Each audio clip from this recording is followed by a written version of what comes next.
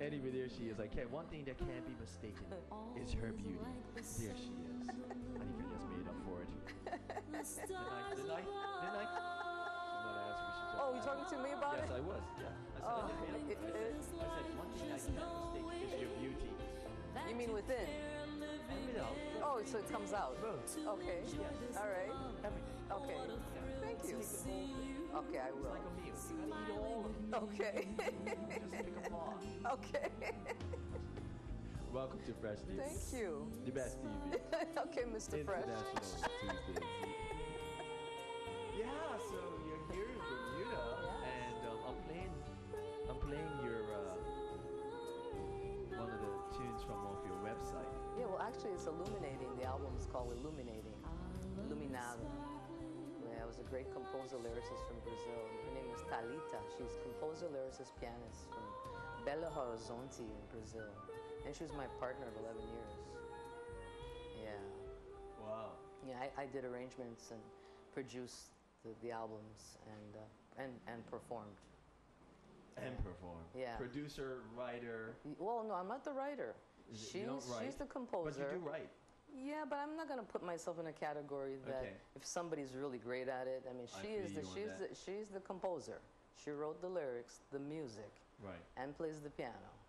I just come along and kind of arrange and produce the project, and then I Okay. perform on the project. And perform on the Yeah, project. and then I put it on. I actually make the layouts for the CD and Okay. put the whole packaging together. And Wow. Yeah. Wow. Well, obviously you're here in Bermuda, and we're blessed to have you here, Louise, because I mean, I saw you at the Casey family celebration of Mommy June Casey's 80th birthday. Yes. And it's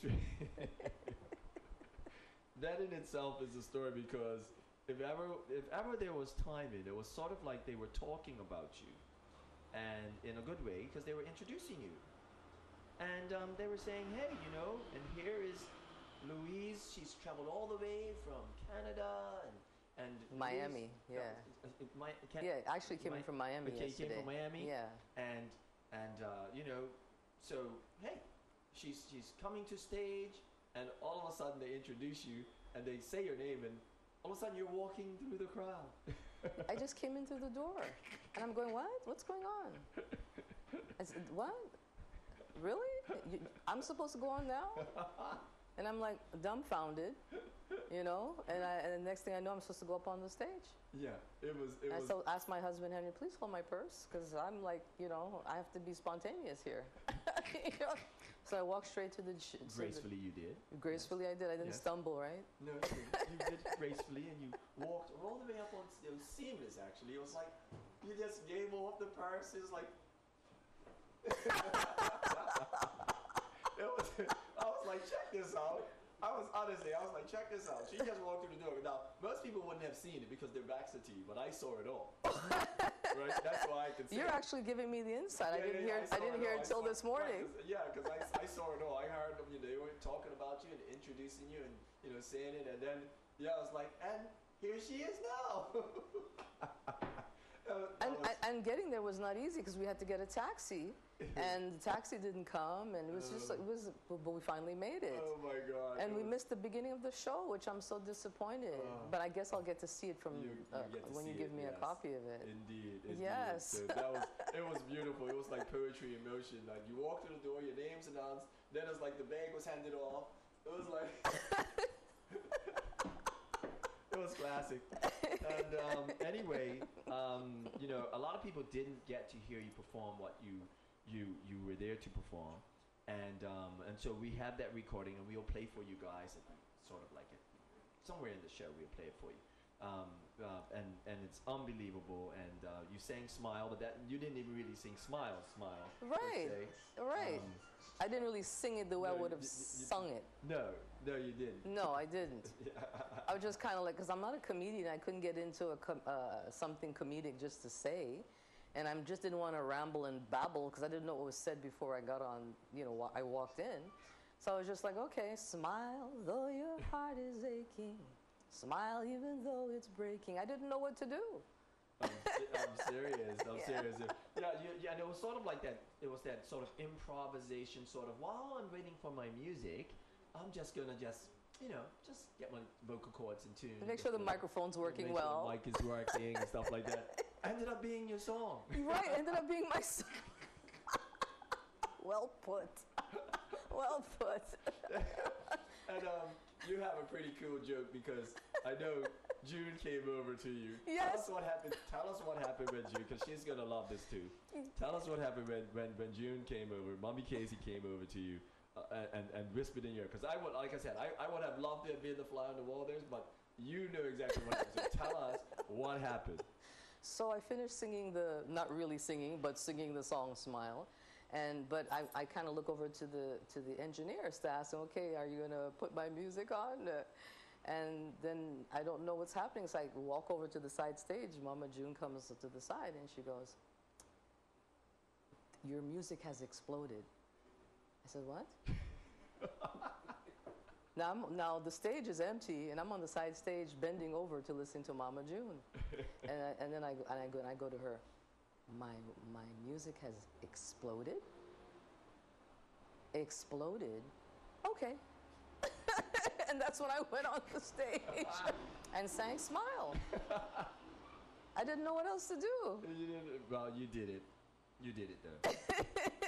Now tell us, how did you come to be in Bermuda for Mommy June Casey's 80th birthday? How did this happen? Give us. How did you end up coming via Miami, Canada, USA? Like, how did you end up? Yeah. Why you here in Bermuda? Right. Well,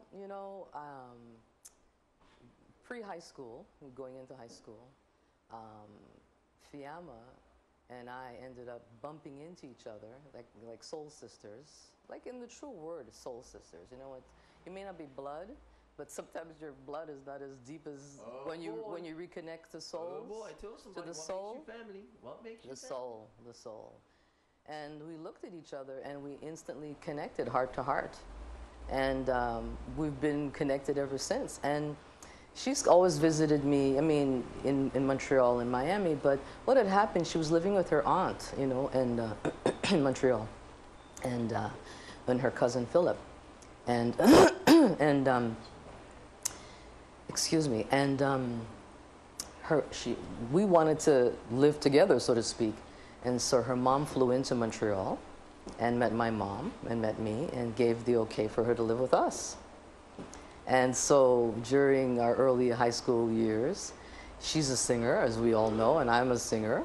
And we used to harmonize and sing to all the great songs in the 70s and the 80s. And, but it took me 40 years, and Fiamma scolded me really big, because she's visited me even in Miami. We have a home in Miami. And she said, "It took you 40 years to get here?" And I said, "Well, I finally faced the triangle." Oh, you're too funny. You didn't. You did say that. I finally, she knows. They make fun of me all the time. They even said it yesterday. Mama June said it yesterday. She said, she was afraid of the triangle. And it's so funny. Something psychologically really got me. I mean, things reach you sometimes in life. True. But something in me resonated with it. I don't know if it's some kind of past life experience, but something resonated. And right now what happened was something opened in me and said, I have to go now. It's like inside. Something said, you've got to go to Bermuda now. And when I understood it was Mama June's birthday, and Fiamma had flown in for my mother's 70th birthday. And so I said, I have to make it to Mama June's 80th birthday, And so I made it. And, Bermuda is incredible. It's incredible. Yeah. And your waters. Whew. Well, Sea Blue Sea. I think you should have come here and wrote that song. Yes. Shoot. Or at least make the video here. And the video hasn't been made yet. You should make the video in Bermuda. Okay. Sea Blue Sea. Okay. Yeah. I think that's wise. I think it is wise. Yeah, I think it's wise. Yeah, the best water in the Western Hemisphere. No, you know what? I think that's what we need to do. Yeah. Yes. Yeah. I get commission for that tourism. Okay. I get commission. Yes. No, seriously. Yeah. Yeah. It'd be beautiful. Yeah. Now, in terms of yourself now as obviously as this producer, singer, performer, extraordinary entrepreneur. Why or how did you get into being a jazz artist? Well, my dad, growing up, although he was a dental technician, he made false teeth. He was also a guitarist and steel pan. He actually was one of the people to create the first pan, the spider web. And I used to go into Trinidad, and he would sink the pans and make the pans and pound the notes into the steel drum. And he played the flute, but he also sang. So at our house in Montreal, we had Belafonte, and we had Dizzy and Oscar, and but we get into even like Stokely Carmichael, Malcolm X, and some really incredible people. My mom would cook big pots of food. And even though she was gone all day running Johnny Brown's Theatrical, was a theatrical shop where all the movie stars and everybody comes in to get to buy the movie cameras, you know, from TV and the gels, and then all the dance shoes, ballet shoes, tap shoes, the dance wares for the troops, and anything to do with theatrics. My mother ran that shop for 40 years. But she'd cook pots of food and bake breads and pastries, and so my father was entertaining all day. And my father would say, come and, you know, sing a song. And so I was always singing and dancing and performing in my home. And a cappella is basically where I really kind of naturally blended in, because in my age group, nobody was able to support me on a piano or a guitar because I was coming from old school. Okay. Because I was used to all the old school people. Well, that's what I was going to say. How did you, as a young person, so I started singing. Did you? Yeah, so I started singing I would go on stage and sing a cappella because the frustration of not having anybody to support me on instrument, I forced myself to go on stage and just sing a cappella. Okay. So I started off as an a cappella singer if I was not singing with some of the old timers like Oscar Peterson or old Al on guitar, which had his own club. No, you actually sang with Oscar as well? Yes. Yeah. Jeez. Like when did you, I mean, what was your first major sort of on stage or just whatever performance? Well, I would say one of those greats like that. And what was that like? Give me a story that just sort of one of your life changing moments. Well, it's Charlie Biddle. We have Charlie Biddle, which is the Biddle's Club in Montreal, and so they put on shows in Montreal. He's a black man, and you have Dudu, which is from Africa. We had he had the Rising Sun on the main street in St. Catherine. So when you have these people who were supported by the French Canadian community, jazz, of course, Montreal Jazz Festival. So, you know, there's a lot going on musically in Montreal, period. And having a dad who these people just come by the house and hang out, they're at our house hanging out. So major, I would say, started in the house, where they're jamming with my dad.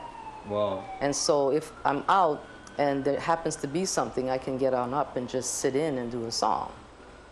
Jeez. That kind of way. That's so you like basically it was like growing up around it. It was like it was around you. No, it's just there in my home. And then you're in society, and that's, you know, Louis Bleasdell's daughter. So, you know, you want to come up and just sit in, and, you know, I was at the house, we were singing, so I felt a little comfortable because they knew my style, they knew where I was coming from. And I knew I could trust them to support me, because acoustically they understood where I was coming from because they heard me already. Okay. So then I can sit in, whereas now if somebody asks me to sit in, I'm very nervous about it because I know they don't know where I'm coming from. Right. And I just don't assume that I can just fly in and you can just play for me. True. Not like that. And it's not coming from a small ego. No. You know, it's coming from a big ego, meaning that if I'm going to take responsibility to sit in and do something vocally, I need to be self-responsible because, you know, people are taking the time to listen to you. Truly. And it's not about me. It's about what I'm giving out. Okay. So it's not a little ego. It's a big ego. It's the right ego. Yeah, because a lot of times people say, oh, you think so I'm not good enough to play. It's like... It's not about them. I don't know them. They don't know me.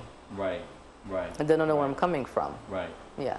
Jazz. I mean, do you find jazz? Is there, so many times some things resurge and take on and move forward, and there are young people picking up on it. Do you find that jazz has a real life going forward, in terms of the art form and genre? Do you find that? Because, it seems to be out of the mainstream. A lot of people are not hearing it on a daily basis. How is it getting into the hearts and minds of young people? Where is it entering? And do you see that happening? Is there something where you can say, hey, you know what? Jazz is having this amazing uptick in Montreux. Well, now we're going to get political. Yeah, now we're going to get very political. So I'm going to be very wise in how I communicate this. Okay. Right. Well, back to taking responsibility, right? Well, it's up to us to take responsibility to ensure, which is kind of what my one-liner is. I just established a 501c3 nonprofit entitled A Jazz Mission Sanctuary Foundation. And its psyche is to address the ancestral voice not being heard. When you think of the people who have built the infrastructure of the American infrastructure, it's our ancestors. And if you think about how they went to bed at night and how they got up in the morning, besides the spiritual realm, how was music so sensual or so full of love and so full of beauty and sweetness? Jazz, come through. And so I feel it's my responsibility as a little piece of sand on the planet to ensure that it's continued. And so I'm looking to bridge into the mainstream market. My mission statement is A Jazz Mission Sanctuary Foundation, ensuring tomorrow, forever, today. Bridging gaps into the mainstream market, ensuring the essence of jazz through marketing, promoting, and performance. And I'm looking for those songbirds who have a very particular ear and sound for music, but their life experience has been stored in the depths of their heart, and they have nowhere on the planet, there's no platforms for them to perform. Even our very own jazz communities are not putting our jazz artists on the stage. And I'm saying to myself, is this deliberate? Or does someone like me, little me, have to bridge with some other people so that we can ensure that this generation and the future generations can finally give a voice to our ancestors, who, up to this point, voice seems to be fading. And, and I have a real problem with that. I have a real problem with that. And so, although I'm a jazz vocal, for a long time I had no desire to really be out there like just singing and performing. And, I really don't care so much about being in the light and all of that. That's just not where I'm coming from. But people always say to me, with your voice, ba, ba, ba, ba, ba. I said, okay, you know what? With my voice, we're going to use my voice. I have to stand up. I have to take responsibility. And I will be the bridge to ensure that I tune in to people like myself who have life experience stored in their heart and need it to come out through their voice so that a healing can begin. A healing, because we're talking and you're doing a talk show here, that you're addressing important topics. But I also have to do it through the singing aspect of it, because there's a different frequency. Speaking is one frequency, singing is another frequency. That's right. Yeah. So you're doing it through the voice speaking, but that's your responsibility. My responsibility is to tune into those songbirds that have stored a life experience in their heart, have been suffering many debts because they have nowhere to express it. No platform, even in our own jazz community, even the Montreal Jazz, all the jazz, maybe probably Europe might be the only place that real jazz artists are getting on stage, but somehow in this Western world, they have taken it away. It's evaporated. Wow. So the question also then begs the attraction for the young people, because so much is centered on one making money. It's only about making money, but one people making money. No, if it's not capitalized and it's not owned, then it's not happening. And so we've fallen into that, and so you go to a jazz show and you see everything but jazz. Now, respects, to people doing rap and rhythm and blues and funk, and I mean, it's all my music, and reggae, and these are my brothers and sisters. But if you're having a jazz platform and you don't have a jazz singers, jazz musicians, then you're using a platform. You're part of the problem. Okay. I just find it. Well, in Bermuda, there's jazz being played, but a lot of our jazz greats are obviously moving forward, and you don't see that stepping into that next space. So in a place like Bermuda, it could become a place where jazz becomes extinct because of the size and population and the amount of musicians that basically play it. So I was really wondering how that could be tackled when, like you said, the glamour, the glitter, the money, the outlet that's readily available and being seen, and then, like you're saying, jazz festivals don't sound like jazz festivals as much anymore. They have that title, but there's a new owner or something, and they've changed the whole genre of like hearing real jazz be on stage. So the bottom line is, they wanted to take away the word jazz as one of the categories. They wanted to eliminate the name. Wow. Who's that? I don't know. I can't point. Right. And people in New York picketed and fought to keep it. And then they said, okay, we give you... In Europe, you said? In New York. In New York, okay. And they said, I don't know who they was. I can't say the name of who it was. Right. Okay, you can keep the name jazz, but we're telling you from this point on, jazz, any music can be played under jazz from this point on. Anything can go under the heading of jazz. Wow. So, you figure that out. Wow. So that's very serious.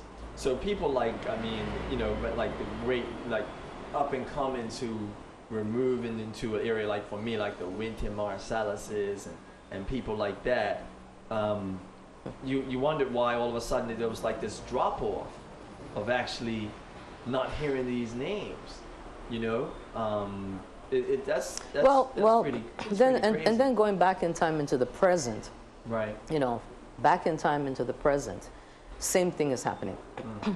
Those artists are only put into certain arenas where it's afforded only a certain type of audience, and it's kept out of our neighborhoods of the people who are the children coming from the DNA, ancestrally speaking.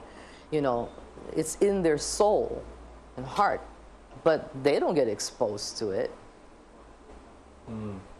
They can't afford a concert or to know Carnegie Hall. Well, because everything is watered down now, right? And they won't. Right. I mean, everything is capitalism at its worst. It's really divided. Anyhow. Wow. Yeah. Anyway, we're gonna take a little break. We're here, and this lady speaks about 6 or 7 different languages. She sings. No, I don't. I don't. I don't speak, but I sing. You sing in them. Yeah, in English, Spanish, French, Japanese, Creole, and Portuguese. Yeah. That's interesting. But you don't speak them. That's No, I speak French, and speak French. I understand, you know. Yes. But you know, maybe I'm just humbly not owning a lot of things, you know, or opening up to. Yes. Yeah, because Yeah. I don't like to insult anything, so I kind of lay back, and I'm so busy in other realms that I don't maybe give 100% to own going into everything. But then I have another aspect of that too. So there's other reasonings behind that. Yeah. Well, you know what? We are going to take a little break. You have an artist from Brazil. You're speaking about, you know, I was going to ask you about, well, you're in Canada, Montreal. You have her And Trinidad. And Trinidad. And which Miami. Is your, so which is your root place then? Which is what you will call your root place? Which is the root? Is Trinidad the I would roots? say, well, come on, we were here many lifetimes. So in this particular lifetime, Trinidad, Montreal, Miami. Trinidad, Montreal, Miami. Miami. Yeah. See? Meaning there's a soul growth awakening in self that activates my soul to learn myself. Okay. And so all of it is important is to become the best me. And now Bermuda is shaking up something in me. I don't know. Something's going on. Something's going on. Something's in the air down here for you? No, it's not in the air. It's in the soil. It's in the yeah. Okay. You're feeling the vibration. Yeah, it's in the mountains. It's in the coral. There's something going on. Wow. It's making even my husband Henry is like, no, we're coming back here. He's like, you know, this. Nice. He's like, we're gonna be back. But it's not like, you know, like it's not like you know, it's like a plan. You know, it's like it's just gonna be. You know. Wow. Yeah. No, you had asked me, and I was looking at. You had asked me about America. Where do do I ever go to? Yeah. And it's like, I'm not. I think I disenfranchised myself from the United States, like based on how they treat people of color, basically, and I noticed it through business. I had a number of major deals on the table with American companies, and when I showed up, those deals went south. Too black. Way Too black. too dark. Yes. So the melanation got to them. Yeah. And so I started realizing, well, you don't mind me coming and spending all my money with you. No. You don't mind me coming and, Yes. hanging out and partying Yes. and revelry and all that. But no, we're going to do some business here. Yeah. And then it sort of Create went like value. they were the last person to do a deal. So I did deals in the UK. I did deals in Caribbean. I did deals in Africa. And my first deals really struck in America. But they just didn't happen. So I said, you know what? If you don't want to reciprocate, I'm not coming. And So where in America? Where?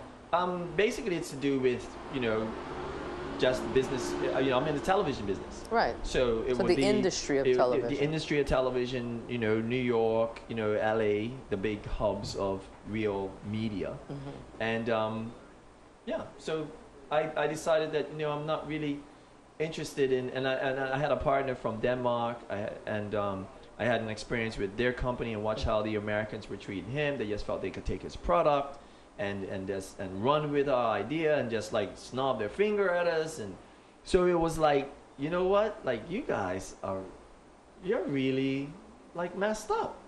So I don't want to come here really. If I have to go, it's just because they have equipment or something like that.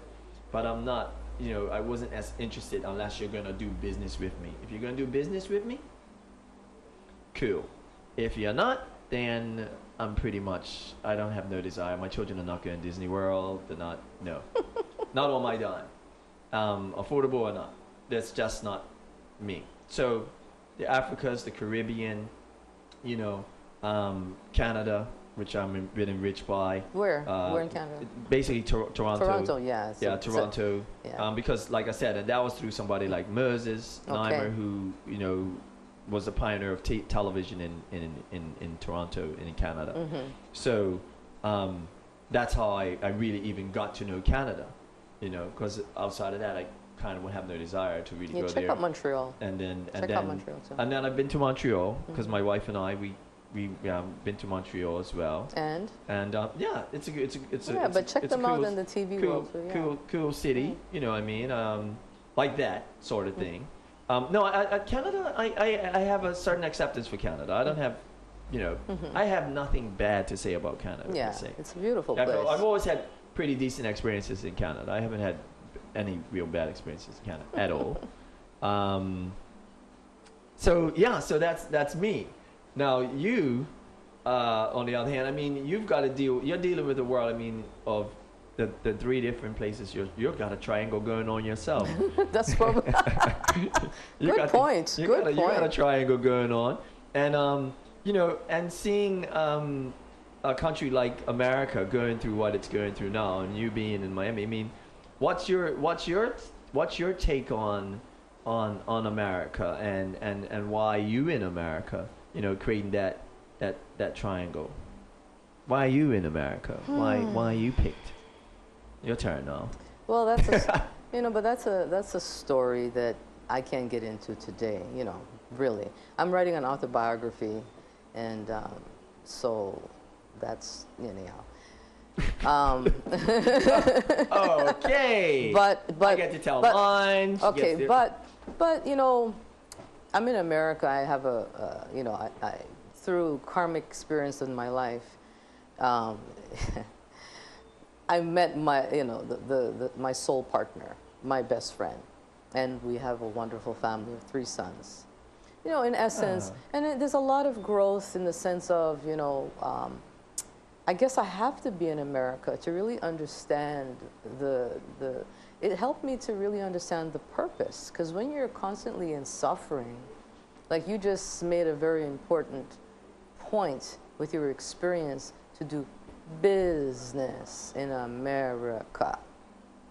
As a woman, it's harder for a woman to do business in America, even with my shade of skin. I'm a woman in a man's jungle, because Canada is very feminine, and America is very dog, man world, business. So I'm really focusing on purpose. And I see certain people in my in society that I want to reach out and connect with that are doing exactly what it is I want to do. And I'm going to make a big effort to reach out to specific people. No, you have to do business. Do business. Business. Now you've worked with some people. Now because I know you have a video clip that you're not releasing yet. Okay. Oh right. And you've been working with some people. I mean, you pulled some names out. You dropped some names on me that had to do with the Panthers and things like that. I mean, you dropped some stuff. Now that's some sort of empowerment activism stuff. What pulled you into that world? What got you into that world that you could get that close to these people, to have pictures with them, to have interviews? I mean, what pulled you? Tell us a bit about that, because you're this, I ain't gonna say, I'll say mild-mannered jazz writer, producer, singer, but now there's this other side, another component to you. Tell us a bit about tell us a bit about getting into that whole empowered black area and meeting these people and knowing them. Well, I guess I really chose this, coming into this life, chose parents that have that consciousness and have that purpose. And my dad and my mom, immigration-wise, brought a lot of people in from the Caribbean into Montreal. Okay. They were the first to bring a lot of people in. And my father brought in Steel Pan, the first band into Montreal, Steel Pan Orchestra, band. And my mom did costuming and so forth. And like I said, she ended up running this Jewish store called Johnny Brown's Theatrical. So you can expand your mind on that. And Right? right, Jewish store. right, right. For 40 years, she ran it. And I mean, everybody came from around the world to go to Johnny Brown's to get what they need to do with theatrics, TV land, your world. Okay. And so in my home, my dad was like, you know, he's the same birth date as Malcolm X, the 19th of May.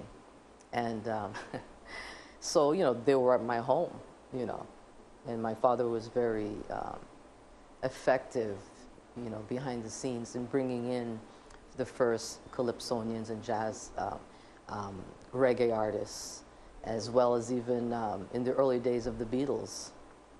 He brought in a lot of people, you know, to perform. Wow. Yeah. So, you know, he was a dental technician. He made false teeth, you know, from home, old school. Okay. Worked from home, played from home. My mom put, you know, pots of food. Stokely, I've known him since I was a little girl growing up. Stokely Carmichael. Right. And I have a recording because we had an opportunity to have a last conversation with him. It was maybe 30 people in a home. And we asked him very pertinent questions about what do we need to do as a people. And I'm not going to get into those specifics because I want to keep that for myself.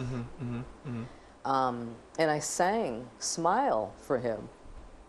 And it's in recording. And he died 3 weeks later. And I just bumped into Dick Gregory like 3-4 months ago. Yeah. And he passed away yesterday. Dick Gregory just passed away this August. Yeah, he was doing a stand-up in West Palm. Was that the 20th, right? The 21st? Yeah. Yeah. Yeah. Yeah, he was doing a stand-up, and my girlfriend, Mila, in West Palm says, come on up. And I went on up, and he finished performing on stage, and he walks through the audience because people were waiting to get autographs, you know. And he walks past everybody. He comes and he takes me by the hand, and he walks me behind the table, you know, where he's going to sign his books. And it was just a trip. And he just died, too. But I just have this connection coming from my dad. Okay. Yeah. Wow. Yeah. Wow. So I really understand things from the core, you know. But it's innate, you know. And like I said, I chose parents that have that consciousness, you know. And that's a big part of how we, you know, how the village works, right? It's about supposed to work. It takes a village. Right? Is that the village is that also is at home, not expected to be out in the street all the time. But you know from what? different people. Right. When your home is the village too, that passes down these things, and you're in the earshot of these conversations. But you know what's happening is too many times we as a people get caught up in our little tiny egos. And the ego gets in the way, and the purpose of responsibility is getting completely lost. And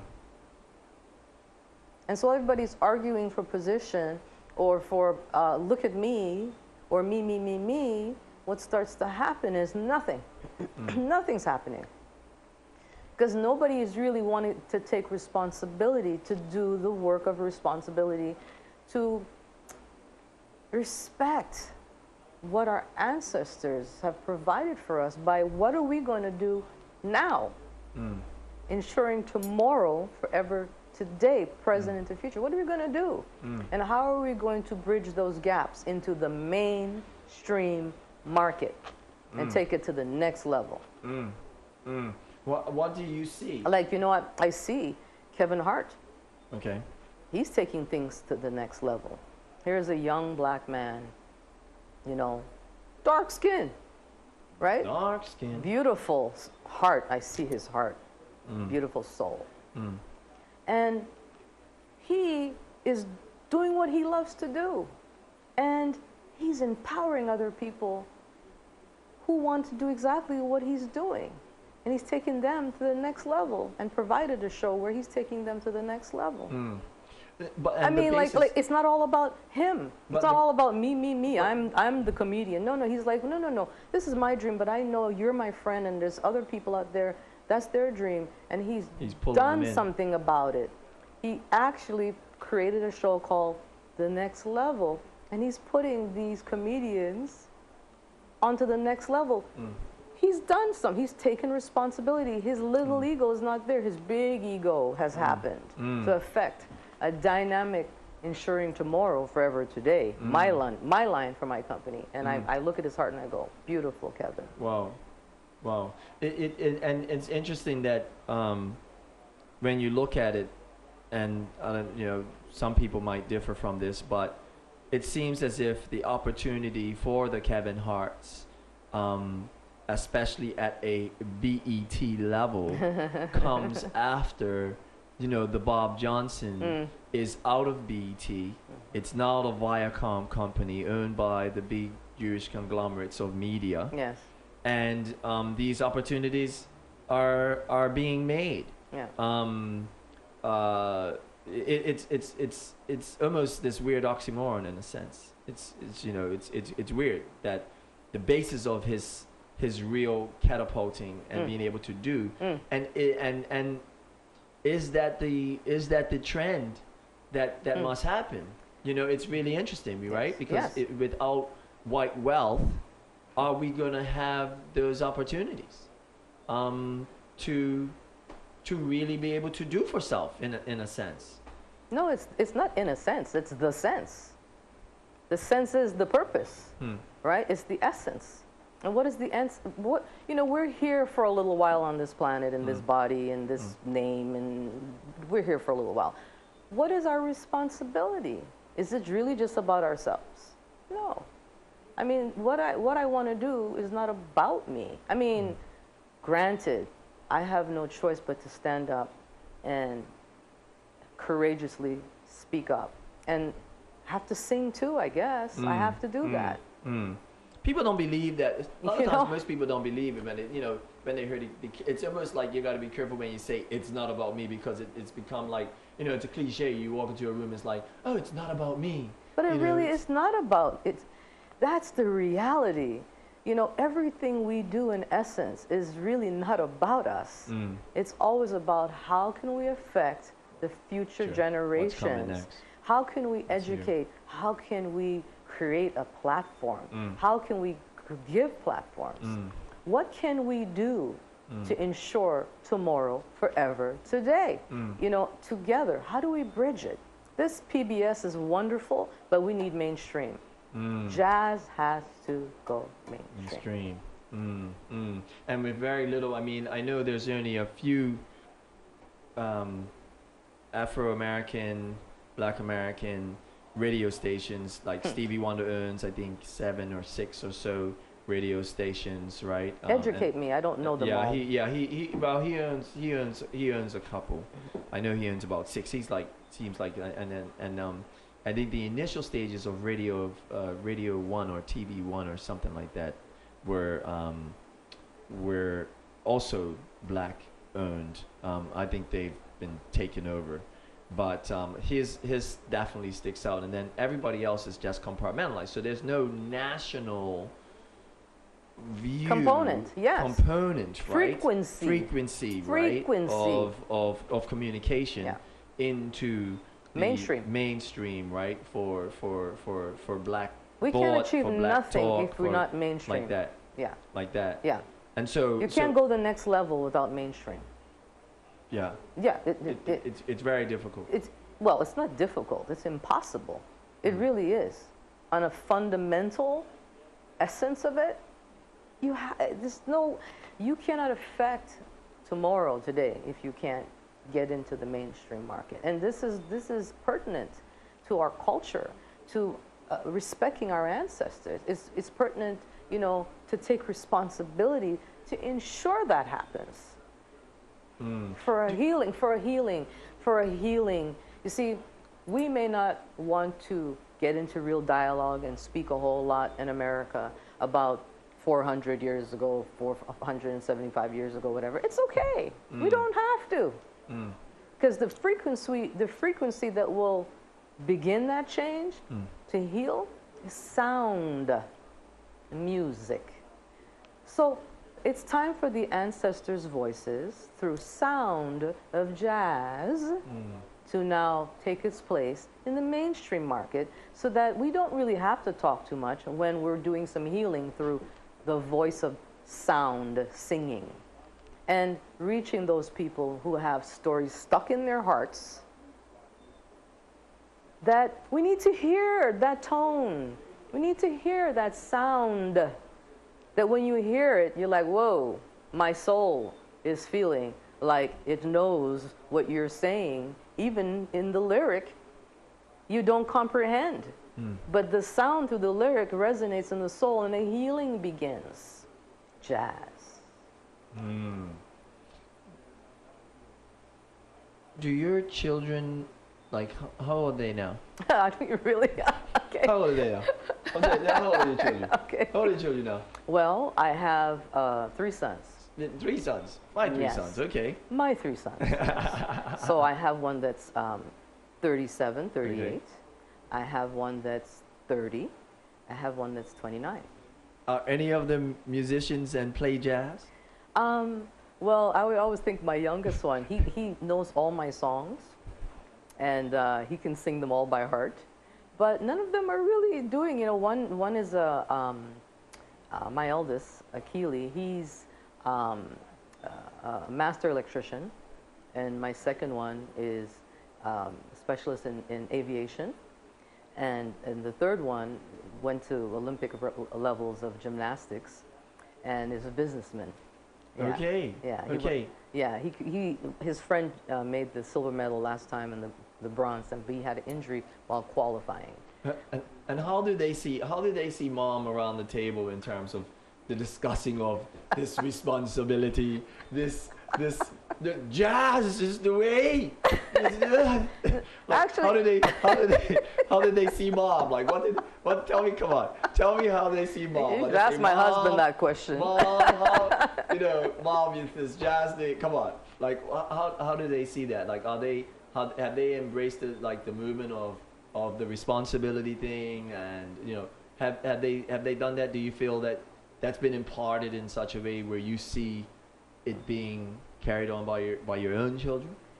But not as musicians, no. No, not as musicians, no, but just the responsibility. Of consciousness. Right, of the consciousness. Of consciousness, yes. Well, my eldest, I think he's part of why I'm really, really doing this, because he's really pushed me to, forget about me, I'm cool, you need to get focused on what your purpose, what your mission is, what your passion's about. And he's really encouraged me. I mean, that relationship, like I said, I'm writing an autobiography, so there's just the first chapter will blow your mind. Right. Just the first chapter. You don't have to get to the second chapter. Wow. Just the first chapter alone will blow your mind of the experiences I've had. Right. And right. I've a lot of bumps and bruises and broken arms and legs and skull fractures and dislocated jaws, and just I've been through a whole lot. Well, I think the question was more around, you were surrounded by being at the. And my youngest son too is very supportive. You and my middle son is like, yeah, do it. So yeah, see, I saw the fist come up there. I saw that fist come up. I think the question was more centered around, because see, you came up in a time where there was a load of stuff around you. Yes. And yes. Yes. And with that, it was natural for you to get this stuff poured in. Yeah. So with your children, too much. You've had to deliberately now, whereas it was a natural setting for you. Yeah. What was the deliberate sort of you on being able to pour, being able to pour this stuff, this history into your children, and did you, or did you just let the environment be in a sense, or what I mean? I got you. Yeah. I got you. How did you? Well, when you have a father like mine, was like a Stokely and stuff, where he works from home making false teeth, and he's picks up his guitar, or he's on the pan and just busts the song singing whatever, and he's making teeth for somebody at the same time, and people are sitting there and he's talking, so I mean, it's like, he has this following, Right. And he would say to me, I know I'm, overwhelming you with too much. I'm putting too much into you. But one day, you'll make sense of it. I know Lulu, he's calling me Lulu Bell. I know it's too much, it's because sometimes he's like, it's enough. I can't, it's too much. It's too much. It was just like I didn't have a moment, to even just, no, it was like back on again. Got you. And But my childhood was heavy in too many ways, Got you. And so by the time I have children, they have experienced a lot of the residue of me, I'm still a work in progress. It's not like I know it all and figured it all out Right. and everything. Right. But, they've gotten it on, even in my silence, in my silence, they learn from me a lot too. And children really don't learn from what you say. They learn from what you do and what you don't do, I believe. Because you can try to beat things into somebody's head, even your child. But, as a child, I learned from what my parents did and didn't do versus said or commanded. And so I think my children and all children learn that way. So you did sit them around and sort of give them some of that same stuff that Dad did to you. They heard it. They heard it. They hear it. They hear it. They get it. They hear it. But again, I grew up in Montreal, Trinidad, and came into Miami. Right. My first son was born in Montreal, but my other two, it's like, America, Miami's it's a different vibration. The vibration is completely different. So it's interesting. Bermuda is really a grounding place. Even having this conversation, I'm in Bermuda, having this conversation live. I mean, wow. I haven't been able to do that in America, like. Yeah, and that's it, isn't it? I mean, and the accessibility and things of that nature. Yeah. And having 3 sons in America, coming up through the last 15 years, some would say, has completely become having 3 sons like who basically have bullseyes on them.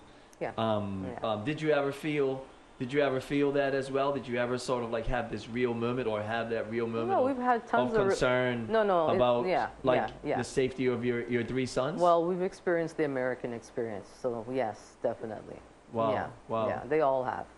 Wow. Yeah. Because I can't, myself, we get residue Yes. down here Yes. in different subtle ways. And just the other day, I was accosted by somebody who, assaulted me, with that whole mentality, and right here in Bermuda, Really? Yeah.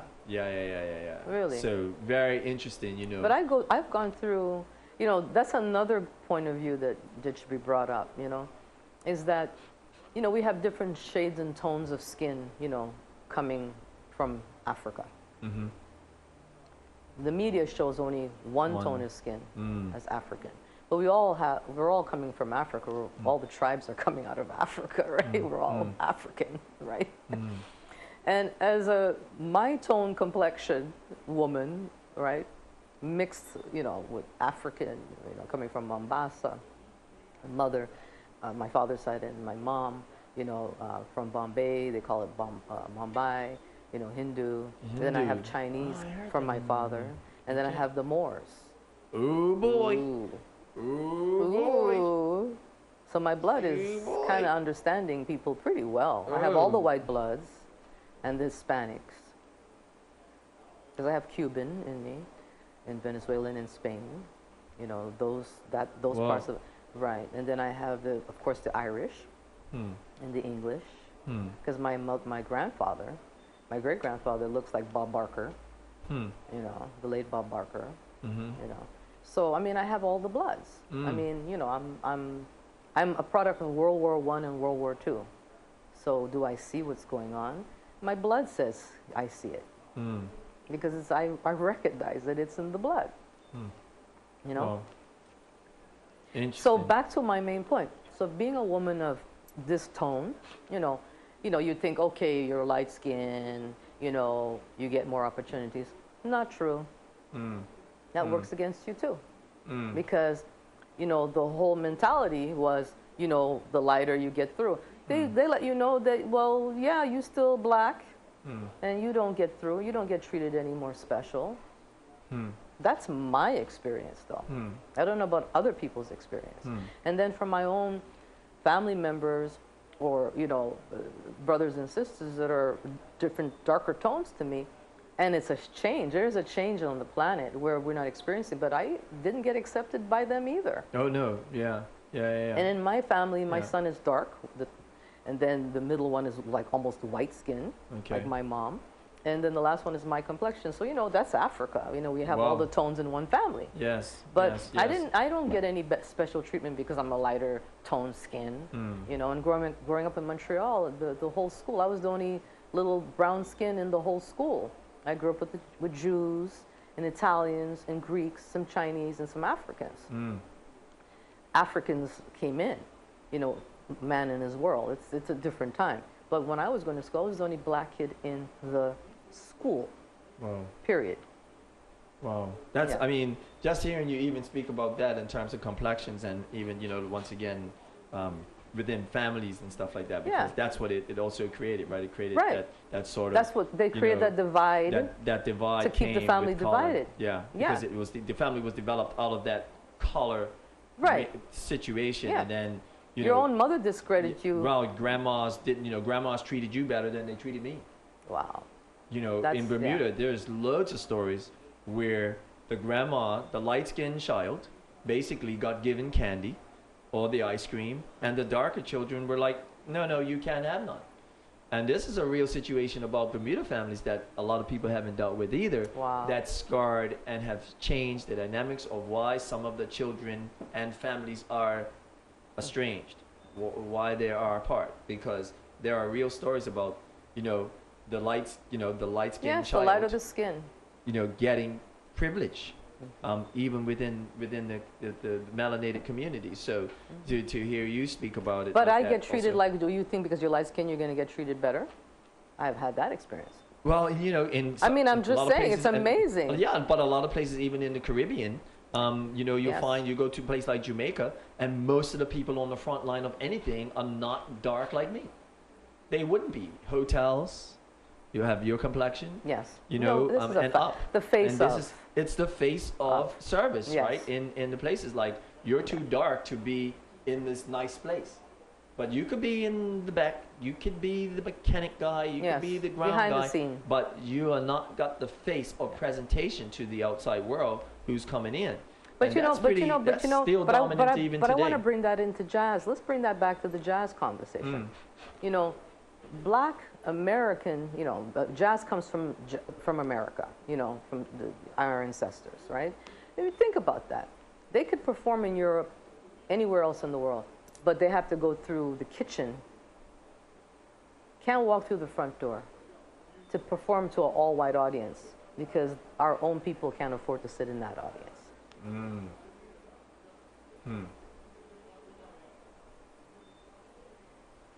Never allowed to walk through the front door to go on stage to perform.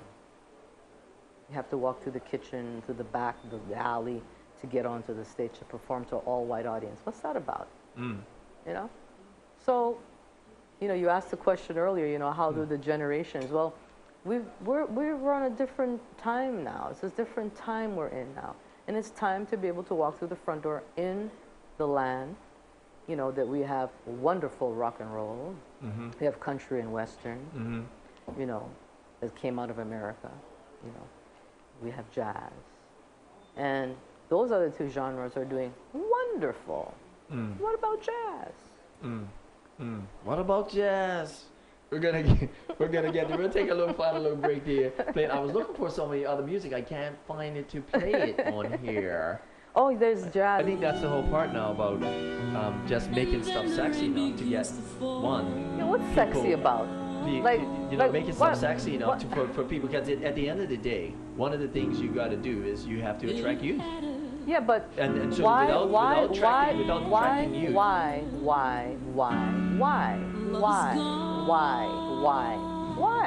As parents, we protect our children from unnecessary sex and sexuality, right? To keep a mystery, to keep the essence of what happened to love and love making. What's the sex? What is that about?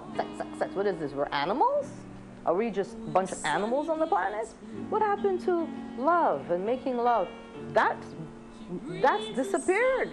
And this new generation is being forced down their throat that you have to have sex, sex, sex. And we have to sell sex? Are you serious? What happened to essence and mystery and mystique and beauty?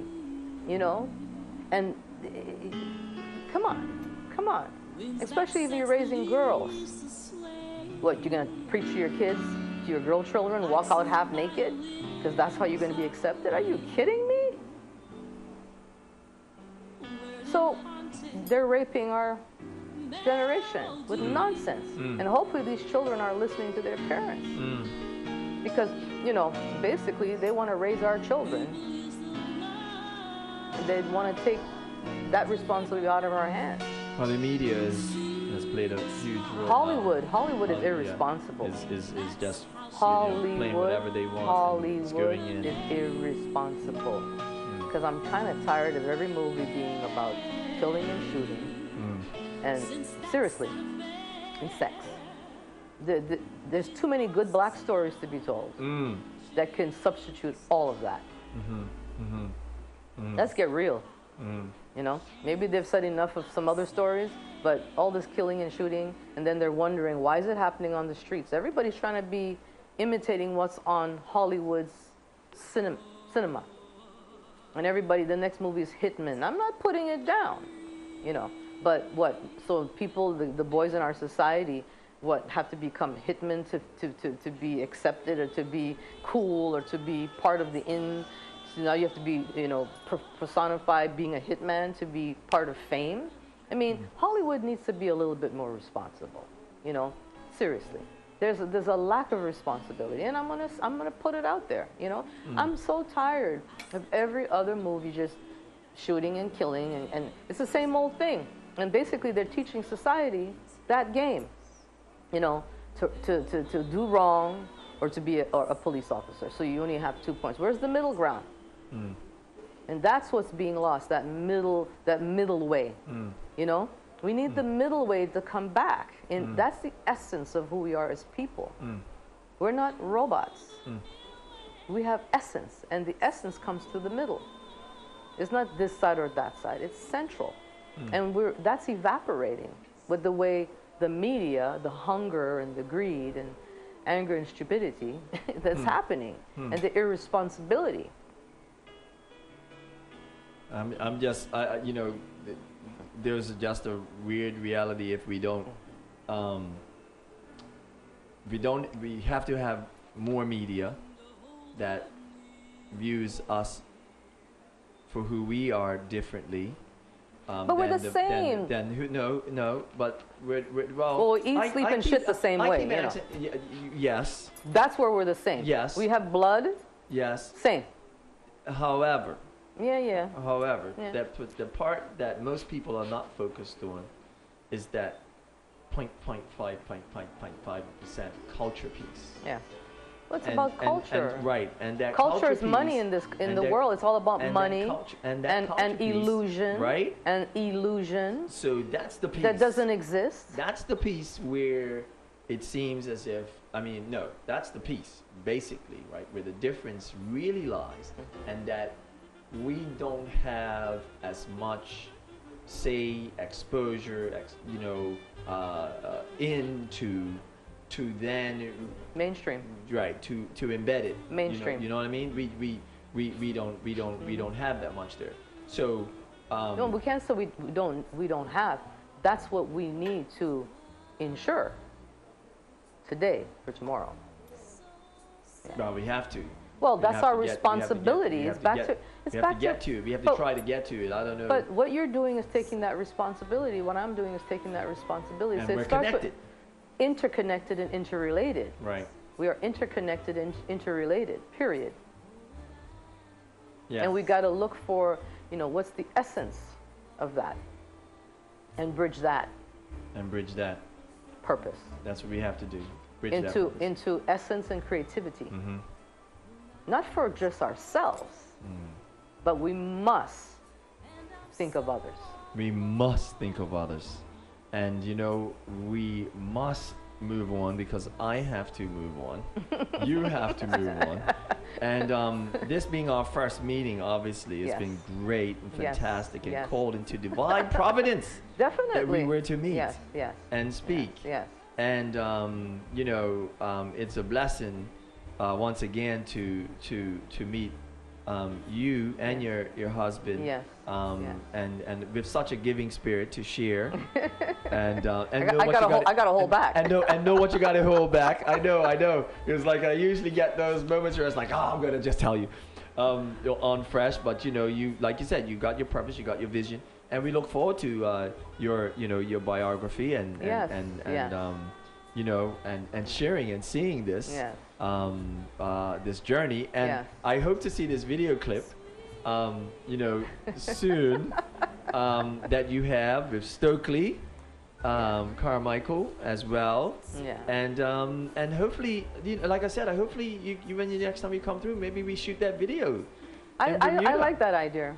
You know? Hopefully I shoot think that we've video. already done it. It's just a matter of semantics. I heard that. No, I heard that. Any parting words for my Bermudian fellow countrymen and family out there? Well, Fresh you know, TV, you Best know, TV. keep listening to Fresh,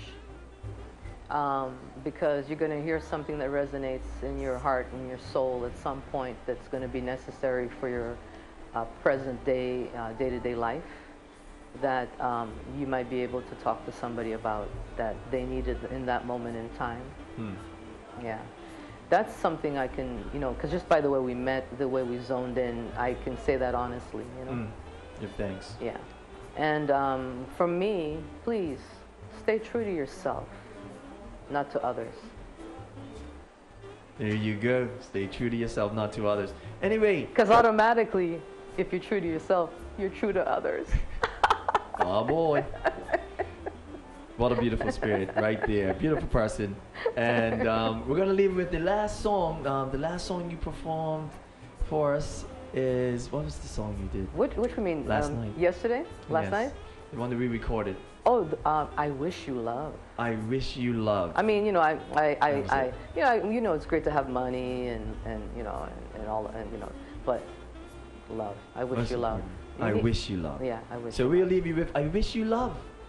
Until the next time, Fresh TV, the Best TV, Louise, Bleasdell. Got that damn, got it. Right here. I Wish You Love. Peace be with you all. And she definitely does that. See ya. Fresh TV, the Best TV.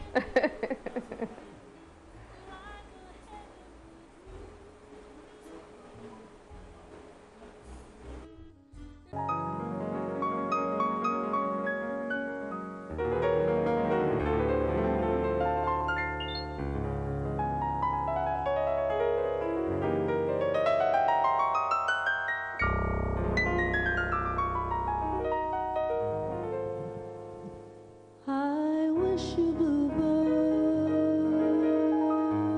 in the spring to give your heart a song to sing, and then a kiss, but more than this, I wish you love. And in July, a lemonade to cool you in some leafy glade. I wish you health, but more than wealth. I wish you love.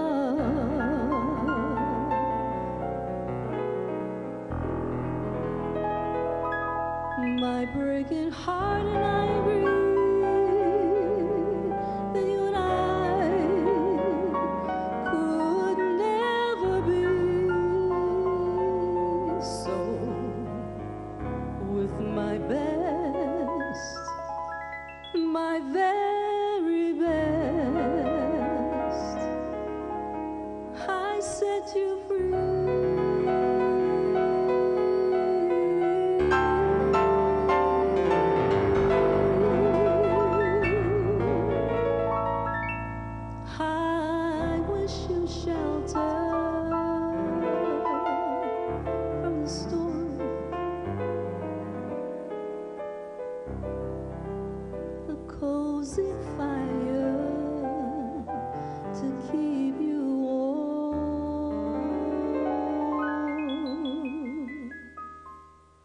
But most of all, when snowflakes fall,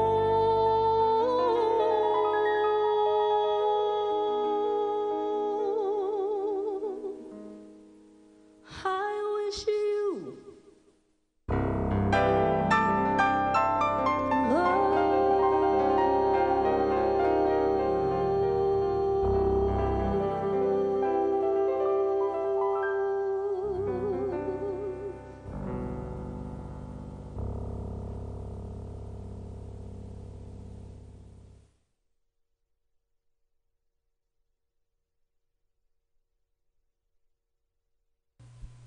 My whatchamacallit. Morning, Facebook. Good morning. Anyway, this weekend, let's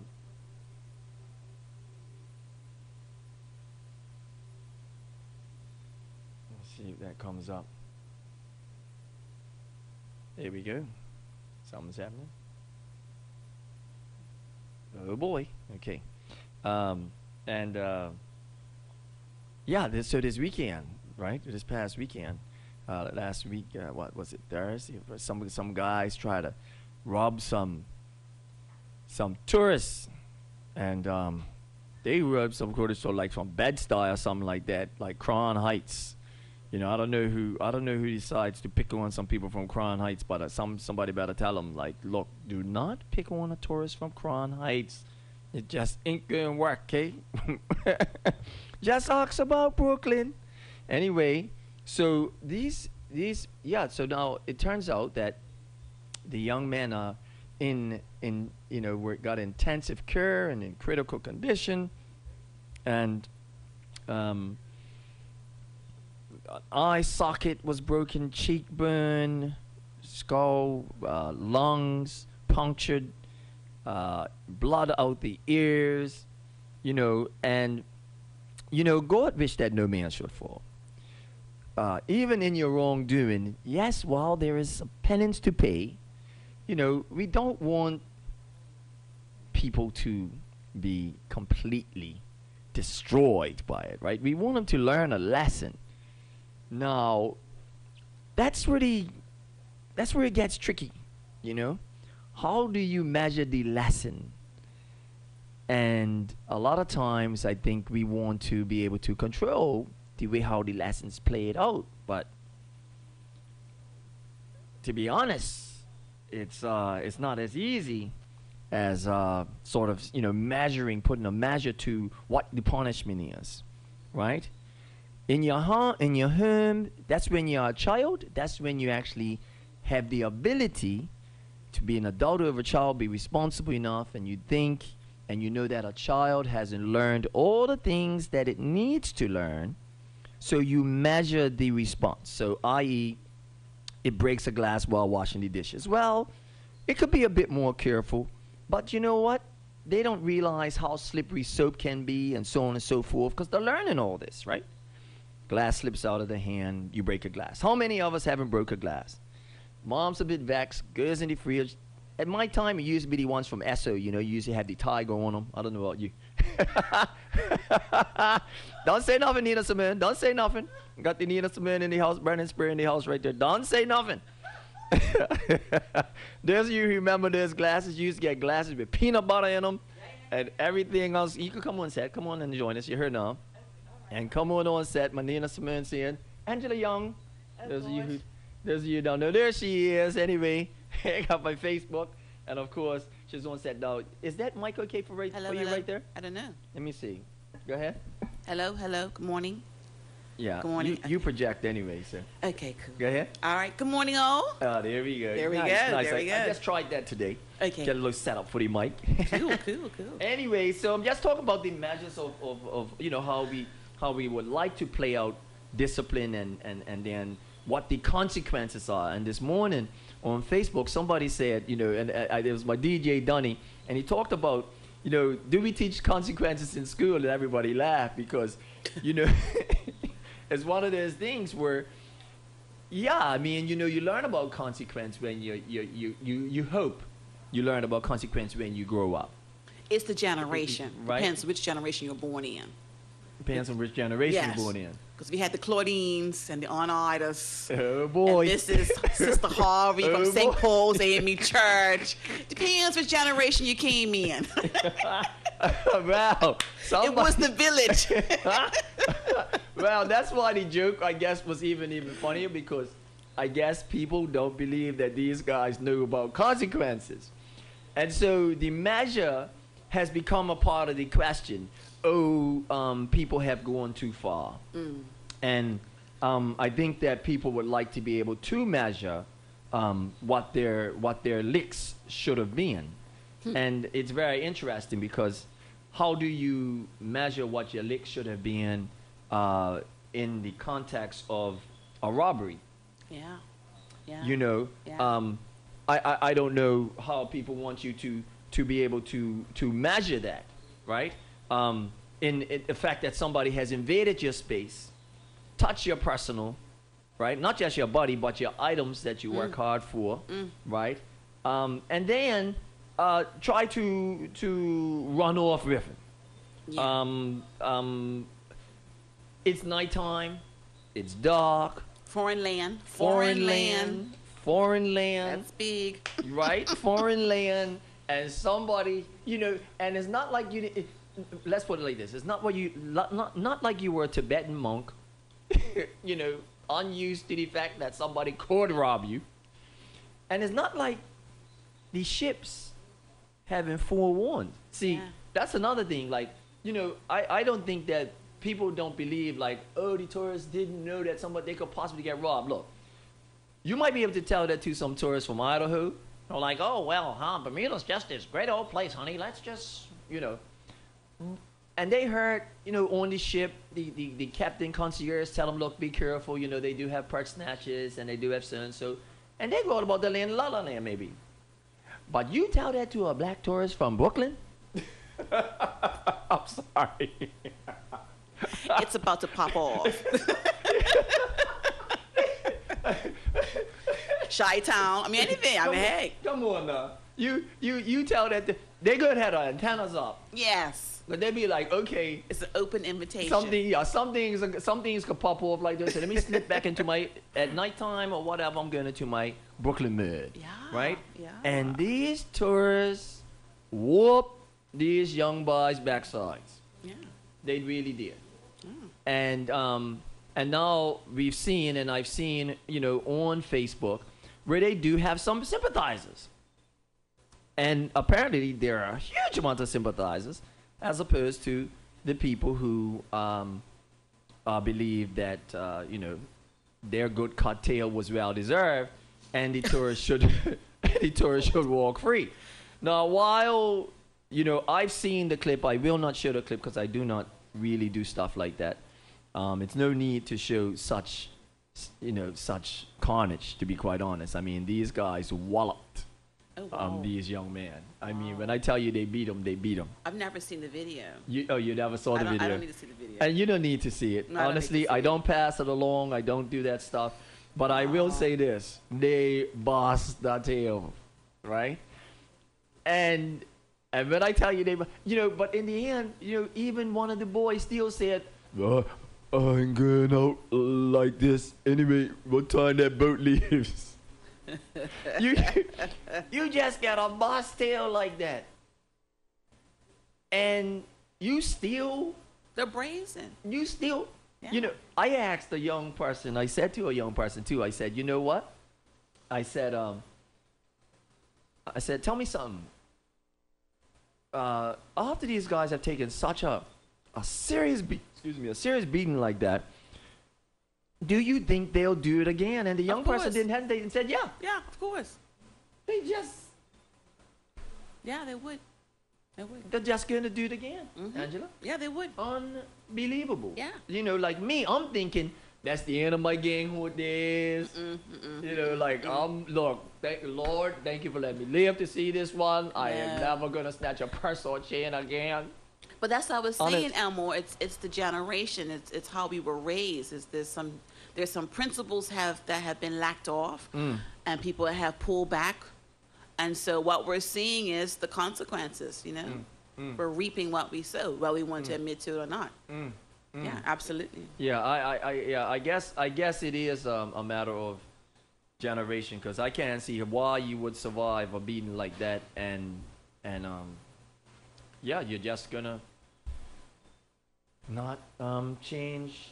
You're not gonna change. Behavior. I'm exactly. sorry, but Yeah. anyway, in my lack of judgment, I will say, you know, I wish these young men that they do find a way to, you know, the rightful place in society, and maybe, you know, learn from it, man. Learn from it. Don't seek vengeance, and people, you know, and the other thing I will say is this, is that in the heat of the moment, and you're in a situation like that, it isn't too many people in Bermuda that hasn't wished to catch the thief in the act. Like, how many of us have had bikes stolen from us and just wish that you caught the person bending over at your bike? Like, it's no shame in that game, to be quite honest. So, these guys probably took a whooping for the last 10 or 15 that they probably ripped off. Like, that's what the other thing is. Like, you know. Well, maybe because people just think it was an extreme whooping. Yeah, they do. Maybe it was just maybe a pop should have been enough. Maybe that's what they're thinking. That's what they're thinking. They're thinking, like, you measure. That's the whole thing about this conversation, I think, is that people are absolutely putting a measure on how far you should have got a whooping. Like, and I'm saying it's no way that you could measure that when, one, if you're messing with these little boys like this and they're on the ground, they haven't given up your chain. That's one. Oh. Right? They won't let go. Oh. Right? They didn't get the chain. From what I could tell in this video, they didn't get the chain till later on. Wow. Which is kind of crazy. So they didn't just say, okay, look, here's your chain, and they were going down. One of them was holding on. Seems like one of them was holding to the chain. And then, you know, then you stand the risk. I mean, what do you want? Okay, you pop them once, they get up and pull out knife, something else, gun. You don't know what they got on them, right? And they get up, and then next thing you know, you're in the ambulance. They're running off happy-go-lucky, and you know what everybody's saying? Oh man, too bad. They never even know your name as a tourist. Yeah. Right? Yeah. I mean, that's the truth. So, if you could get them done and make them stay on and lay on, like, yeah. Let's just be honest.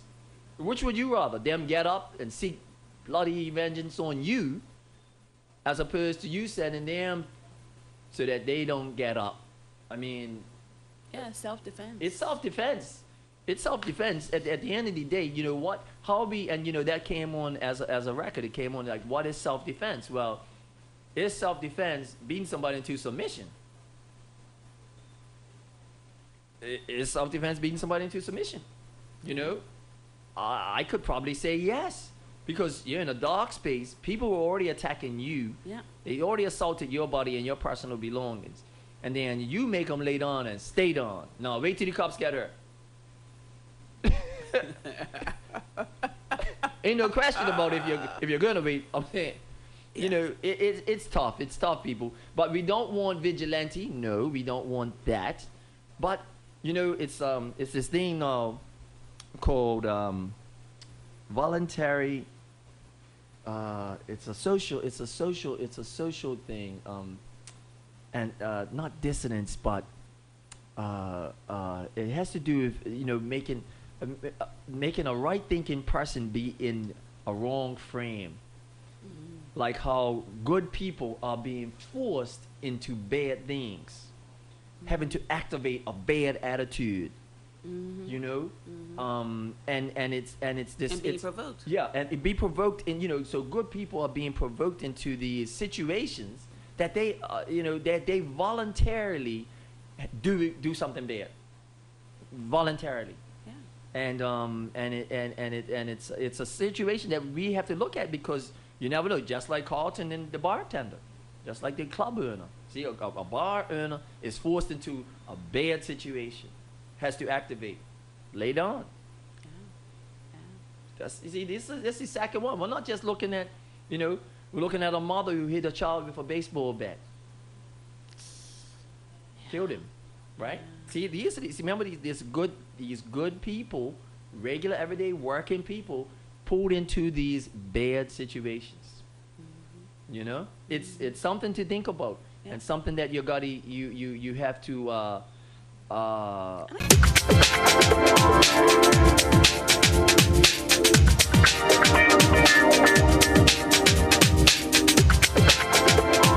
Gotta be with selection. Honest. She'll show her roots in a second. She'll show her roots. Don't mind the blonde hair. She'll show her roots in a second. Your hair's gonna grow up by about an inch. Going fresh. Anyway. That's another topic. Oh, do you see her? Transitioning to natural. Oh my God. Oh. Yes, transitioning. Of course. Going natural and going straight. Anyway, so we can get into even more fun. I invited you here for a couple of reasons. One, it was an opportunity to talk about the Burning Spur. And of course, it was a great, I think, segue for Labor Day and pump that in as well. But of course, school starts, tomorrow. And oh no, that's the private schools. The public schools start on the 11th. Public schools start on the 11th. Oh my God, another week. Yeah. Oh yeah. Yeah. Oh God, have mercy. Christian, I've got you for another week. Good morning, Al. Good morning, Fresh. So somebody says good morning to you. Good morning. Yes, good morning. Of course. And anyway, back in line.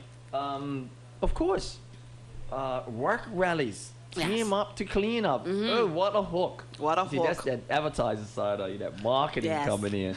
And now tell us a bit about, the journey to clean up. And like what was the the impetus behind this? Because let's just say that the PLP didn't win this election. Yes. Wouldn't this have been one of those things? Squashed. Would you have done it? I have to be would honest. Would it have inspired you? Would you have been inspired to do it? I mean, let's just be honest here. Yeah. If they would have, would you have seen the opportunity? Would you have seen the need? Exactly. Well, I have to say this. Labor is the heart of who the PLP is. And work rallies is not politically affiliated. I want to stress that. It's not politically affiliated. However, when you saw what happened with the pathways to status, when you saw what was happening with the jobs, what was happening, and I was a big supporter of America's Cop. When you saw what was happening here, December 2nd, all these things start to, you're like, are they really listening to the people? Does the OBA really have the heart for the people, or is it a certain class of people? And so I think, you felt it in the air. Renee Webb said it great. She was like, whoever you talk to, different stratus of life, you felt it. It was a shift. The people were ready for a shift. So for me, at the work rallies, education just seems to be my thing right now, my focus right now with my kicks and so forth. And so looking at what's happening, I was voicing my opinions to some of the MPs or soon-to-be MPs at the different work rallies. And I came from prayer boot camp the Saturday after the election, and I just felt in my heart to just post my ventings on Facebook. And so I talked about what I wanted to see. I didn't want to wait 100 days. I wanted to know what was the platform, what was PLP's top objectives, particularly for education. What are we going to see differently? And I listed some things happening on, as far as the moral situation, the work to rule, the playground equipment at Victor Scott being an issue, the marshlands, how that's impacting the nearby schools, and what's happening, what are they going to do? And so that led to over 100 comments. And somebody said, well, Angela, what are you going to do about it? I was like, yeesh, because we don't like putting that mirror to ourselves. And I said, they're right. They're right. It's okay to, sit on your phone and just, run your mouth and just type things in. But then when the challenge comes, and that's what happened, the challenge came. Wow. That's where it basically came from. That's where it came from. Right, because I guess the impetus would have been sort of like, look, we're recognizing that the PLP is taking over in a time where things are not where they need to be. Yes. And we know that financials are a problem. We know that resources are a problem. So therefore, it made it a natural fit, whereas the other guys wouldn't have actually, you wouldn't have felt the same way. Because they hadn't shown that they cared about the average Bermudian. The average Bermudian is struggling in this country. and our kids. You know, education, that has always seemed to be a secondary objective. And that's a shame. So then you decide and say, okay, we got to put together this. Well, no, what happened after that was someone had suggested the work rallies. I said, okay, I'll just put it out there. And that led to another 100+ comments. And I was like, oh my. Then I contacted Reverend Tweed. Shout out to Reverend Tweed at St. Paul's. And so I said, I'd like to host a meeting. And then someone had done some screenshots and sent them to the colonel. He loved the idea. That was like during the week right after they got in. The PLP got in. I requested meetings, and we met on the Friday. Okay. To discuss it and flesh it out in detail. Yeah. So basically, it was just before. Yes. Okay. As the movement, right? So it was just before it all started to hit. Right. Now, first meeting comes. How many people show up at this event? Well, the first meeting was August 1st. We had maybe 25 people. Okay. But I knew I had 100+ follow me on Facebook. Okay. So it's like, it's okay. It's okay. Because I knew. Facebook's like that, though. Yeah, exactly. I knew. Yeah, I knew people were interested. I knew. Right. And funny enough, I also have to say my pastor, Jimmy Denwitty, on the Sunday had preached about getting involved. You know, don't just sit back, but get involved. You want to make a difference, chart your own destiny. And he gave the scripture, Nehemiah 4:6, and it ends with, the people had in mind to work. And I think that's very critical, because while we were ushering in a new government, I truly believe a new mindset was also being ushered in. So now, I mean, you look at the last 5 years politically, Elmore, Bermudian, the electorate, I felt was much asleep. Were allowing things to happen. They weren't questioning things. But these last 5 years, you've noticed that the Bermudian electorate started questioning, started wanting to take things into their own hands, wanted to challenge what was being done. And we hadn't seen that in a while. And so I knew that the work rallies would be a success, because now the conscience of the people had evolved, which I think is very important. And it's no more of this, it's just my four and no more, but how are we being impacted collectively as a group on this island? And I think when that started to happen, yeah. So work rallies was all about timing and seasoning. The people are ready now. Well, I think also not just about the people being ready. I think once again there's a sympathy, or the activism on, we must also, in there, maybe not you per se on the conscious level, and something right. We also had to make sure that we were going to make this government successful. Yes. But I didn't come in. That would be a part of the sort of push. Like, look, people, we're going to have to be a part of. Yes. Making this whole thing work, per se. Maybe even not the government successful, but maybe. Right. Just make it, how can I put this? Again, it wasn't political. It was really looking like, okay, we've complaining, we know what's happening, we know there's some things that have been neglected over the past 5 years. Are we going to continue with this cycle? Are we going to get involved and make a difference? Because the government cannot do it all. Okay. And the things that the work rallies are doing, quite frankly, the custodians don't have time to do it as well, neither do the teachers. We're talking about once the custodians do their part as far as waxing the floors and so forth, or if they have works and engineer come in and change the tile from carpet to tile, the teachers then have to come in and dust the walls. They're having to move their desk around. If they change classrooms, there's storage rooms that haven't been addressed. There's some basic things that they need to get done. And most times it's the teachers with their family members who are coming in to help them to do that. Yeah, because, I hadn't, I'm figuring that the classes for that measure, right, are pretty much in shape before they leave school. So what were some of the things that you found are, one, can be an ongoing assistance, and we'll deal with that one first. What's some of the things you find could be an ongoing assistance Right. In the classroom Sure. to keep this work rallies alive, or Right. does it have to be? I have to take a step back because Okay. the list that I were given from the PTAs, presidents, or the principals and teachers were more big construction items, things that have been outstanding for years. I mean, principals were telling me, Ms. Young, I'm basically recycling my list that I submit every year. I'm just changing the dates because things were not getting done. The number one complaint was that landscaping was never done the first day of school. Overgrown. And we were at, for instance, at Ward Preschool, a little 3-year-old, the grass was past her little waist. She couldn't even walk through it. You know, so you're seeing all that. I'm like, you just think, well, this is so basic. But this happens every year. So I was excited to see Colonel Birch say the 2-month summer system or maintenance system is flawed. It is. You got 32 schools. And they will have to get ready in less than 2 months. Yeah. That's impossible.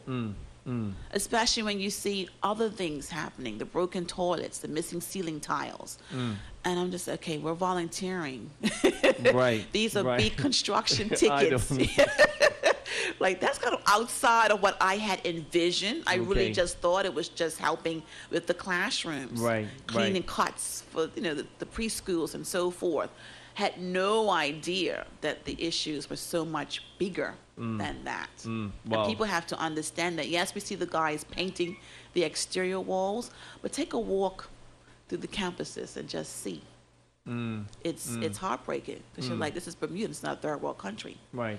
And that's one thing, but I must admit, that's one thing I kind of recognize straight off the bat myself. Yes. Is that there's quite a big limitation to what you're going to be able to accomplish in a Absolutely. real sustainable way. You know, yes, the dust and clean and level of moisture and mold that gets on, just mildew that just gets on stuff from sitting, right? Yes. Where there's no life in it. And how, you know, there's really jobs to be done as opposed to Yes. volunteers down there. So Exactly. that was the first thing. So Right. then where did you impact in this work rally, or where are you impacting in this work rally? What are the things you're doing? I would like to think that the work rallies have raised the bar, that we have been able to raise the awareness level of the importance of getting our schools ready for the first day of school. And you see the dialogue is now changing in the sense Colonel Birch, Minister of Public Works, admitted that the system has been flawed. When you now see, you know, the work to rule was ended. I think part of that was thanks to work rallies. People may not want to admit it, but I think there were some things that were raised and the government had to address to satisfy the educators. I believe that. Now that we have, I know it sounds simple, but just having the landscaping done. Last week after we talked about Ward Preschool and see MP Lawrence Scott go home and get his own lawnmower and come back and cut the grass, and 2 other men join him. Like right after that, Parks was out cutting all the grass from Ward up to Somerset, so a lot of the grass being done, the hedges. So I think those, while they are small, but they were major. And so I think I want to just congratulate the work rallies volunteers for lining up, for giving up their time. We've had over 150 hours of people just volunteer nights, weekends. It's amazing. For instance, St. David's Primary School, there was a storage room that had not been addressed. But from Friday night and yesterday afternoon, Arthur Pitcher came his truck, cleared things out. I just put that up there. Yeah. I just put that up. There it is right there. The picture, right? Good. And beforehand, Paul Wilmot came to Clearwater. They had washer and dryer, printers, and so forth. That was last week, Saturday. He came and took that stuff to the dump. And I also want to credit Colonel Birch for allowing, because the truckers were saying, look, we'll volunteer our time, but we don't want to have to pay the dumping fees. So that was something where Colonel Birch said, okay, we'll waive the dumping fees so that can happen. That was awesome. So there's definitely been a partnership with the government and the people to help get the schools ready.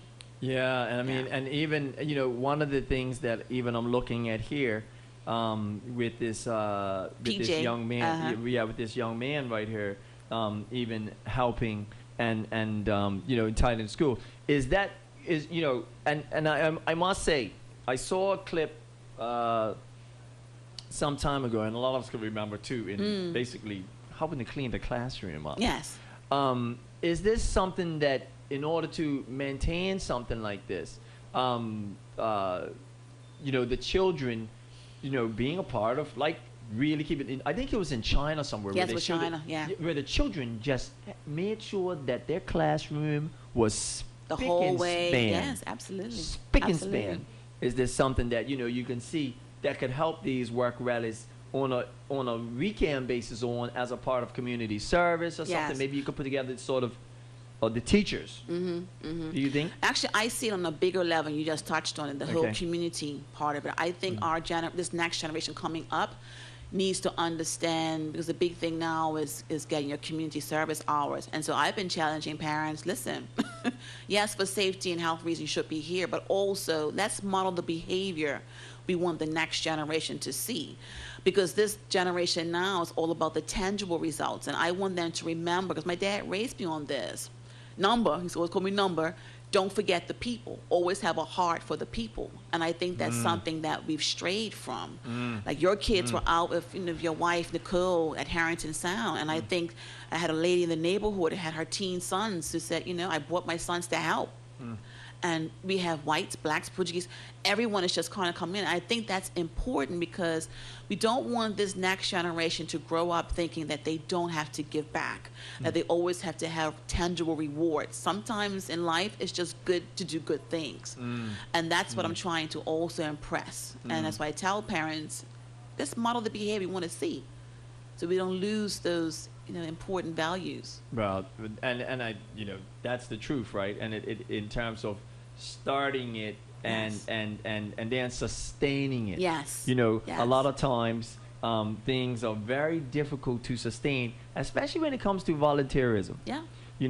Have you seen the numbers continue to grow, or my have you goodness. seen them to pull back? Oh my goodness, they have increased. Our first one was August 12th at Southampton Preschool. That was a Saturday, and we did a couple of the classrooms. It was supposed to be just the library. We had to do the whole school. And we had 15 volunteers. The following week, we had 76. So we had one rally. The following weekend, we had 3 rallies.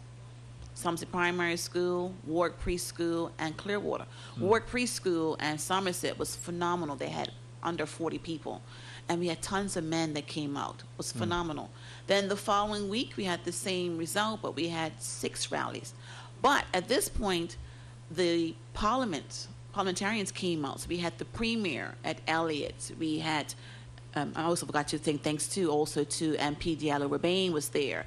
The education commissioner Freddie Evans was there. Chris Famous was there.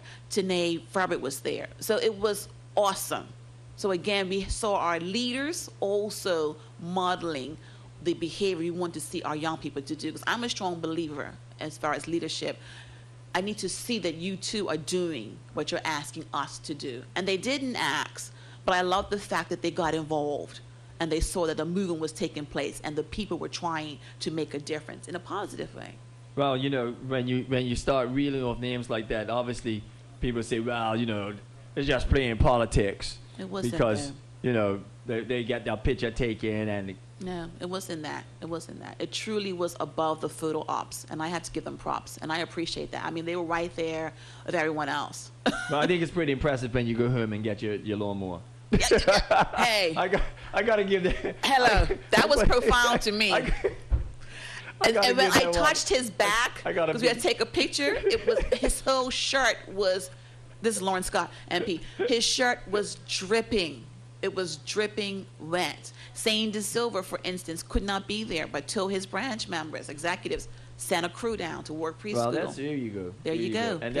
And I think that's even more important sometimes than seeing MPs themselves, because one, they have a huge burden to carry. Yes. They have a lot, because the expectation, that's me being out on the doorstep.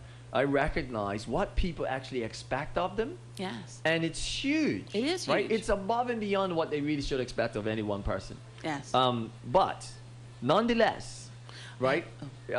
It's okay. It's okay. I have Go another ahead. quick comment. My Sure, other sure, quick sure. comment too was the OBA, for instance, kept saying in their tagline. Someone mentioned on Facebook yesterday, moving forward. But where were they? They had not been out to work rallies. Oh. You know?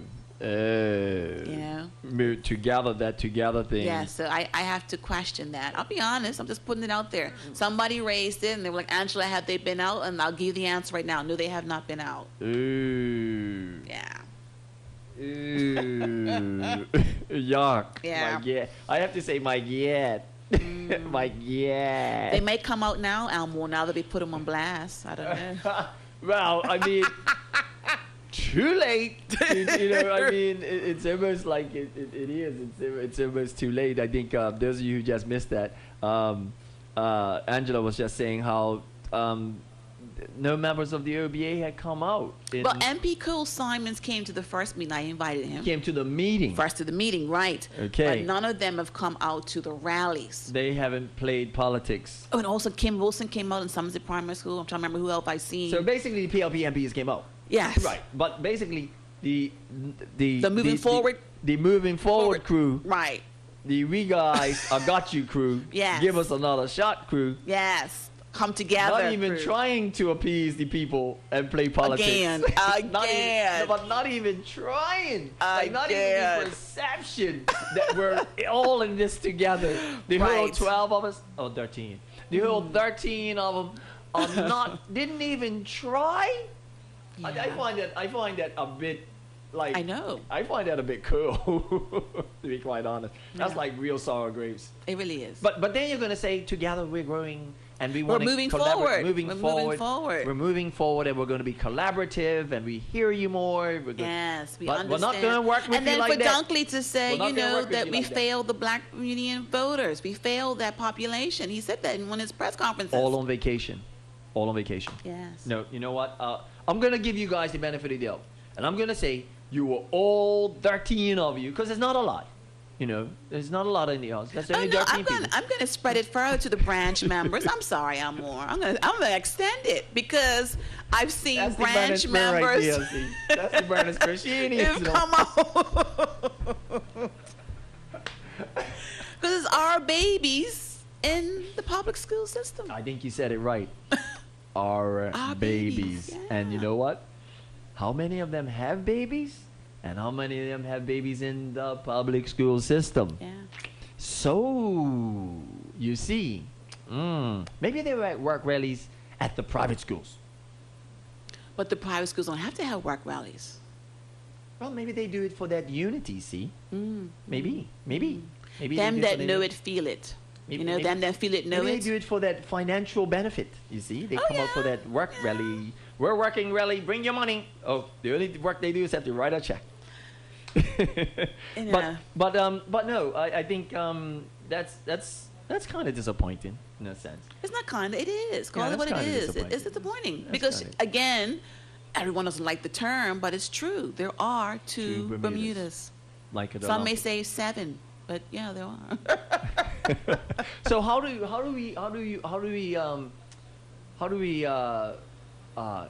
keep the sustainable energy now for this work rally during a school year? What does work rallies do now? Because did you achieve your goal in covering all the schools that you needed to cover? Did you achieve that goal? Well, that wasn't really a goal. It was. I mean, I think I came into this thing very naive. I'll be honest with you. And at some points, I felt like I opened Pandora's box because I didn't know it was this bad. I didn't know the need was this critical. I'll be very honest. And so I have reached out to Colonel Birch, and so we'll be talking. He said probably after schools go in to look at next steps, how we can evolve work rallies because. Through work rallies, some things have been exposed, quite frankly, which is why, again, I'm so proud of our group for what we have achieved. And we've done 19. We have 19 schools on our schedule. That's awesome. You have 19 schools on the schedule, and you covered how many of the 19? Well, we Half? have more than half. Okay. So we now have this is the last week. Oh. So we have 4 more schools Yeah, 4 more schools. Yeah, 4 more schools. So Yeah. so 4 more schools to do with the work rallies. Yeah. And then there's conversations now taking place to sort of say, okay, how sustainable? What's the next steps into progress in this as a regular part of what happens with work rallies? And I give the example. We went to Saturday to Harrington Sound, for instance, and the teachers, some teachers were there, and they were blown away. They had no idea what was done while they were on vacation and so forth. And one lady said, my 23 years of being a teacher, we have never, and people have to understand this, it has never been done historically before on this scale, island-wide. It has never been done before. And I thank God for that. Because again, it's and we thank God for you for that. And all the work rallies. Oh. That's the man boast of his works. Oh my goodness. But for the volunteers, I can't thank them enough. I can't thank them enough. Yeah. I mean, you had people that were alumni, like at Bleasdell Primary School, for instance. The guys off the wall just came out just because they went to school there and they wanted to help out. Somerset Primary School, I think of that group particularly. The library was a mess. They changed the carpet to the tile, and all the books were shoved into the computer room. What's over 1,000 books now more? Boxes numbered 500, 800, 832.31. I was just like, oh my gosh. And some of the schools don't have librarians. Can you imagine? There's a lot going on we don't know about. Yeah, I know about the librarian thing, that's for sure. I didn't know that. I can tell you that right now. Yeah, we know about that. Well, Angela, I mean, it's been incredible. Like I said, I watched this thing sort of like swell up on Facebook, and then to watch it become sort of like this T-shirt thing going on. Got this T-shirt work rallies. The marketing, the marketing strategists. Yes. Now, are they for sale? Did you sell them? Did you? Oh, right. Okay. Yes. Well, branding is my thing, so I just had to do something. So we don't have a budget for it. Okay. What I basically said to volunteer, particularly, let me just backtrack. We have action teams assigned to each school. So when a request comes in, so people please know we do not do, because people come, but where's my school? Start getting competitive. Why isn't my school? A lady came to me last night and said, listen, we're only assisting those schools that have reached out to us and said they needed help. When we get that, we have an action team assigned to the school. And then within that action team, we have a team coordinator. They're the one that makes sure that they have the tasks, people stay on point. We have forms to be completed, waiver forms, media release forms, and so forth. It's very organized that people have to complete. Again, protecting all parties involved. And we do it like that. That's how it's done. So the shirts for me was just, again, the marketing branding strategist in me. It's like, I want to brand this. And so this shirt here, for instance, I got at Gibbons for $15. International Sports Shops has our logo. They'll put it on for an additional $10. Between $20 and $25, you got a shirt. Yeah. Okay. So hopefully next year we might be able to have a budget where we have the shirts, and I would like to see them being for sale to go towards scholarships, or you have teachers right now who spend at least $1,000 for supplies every summer for school supplies. That's scary. Of their own money just because you have some of them. That's what I like to see fixed. To be quite honest, I like to see teachers stop having to come out of pocket.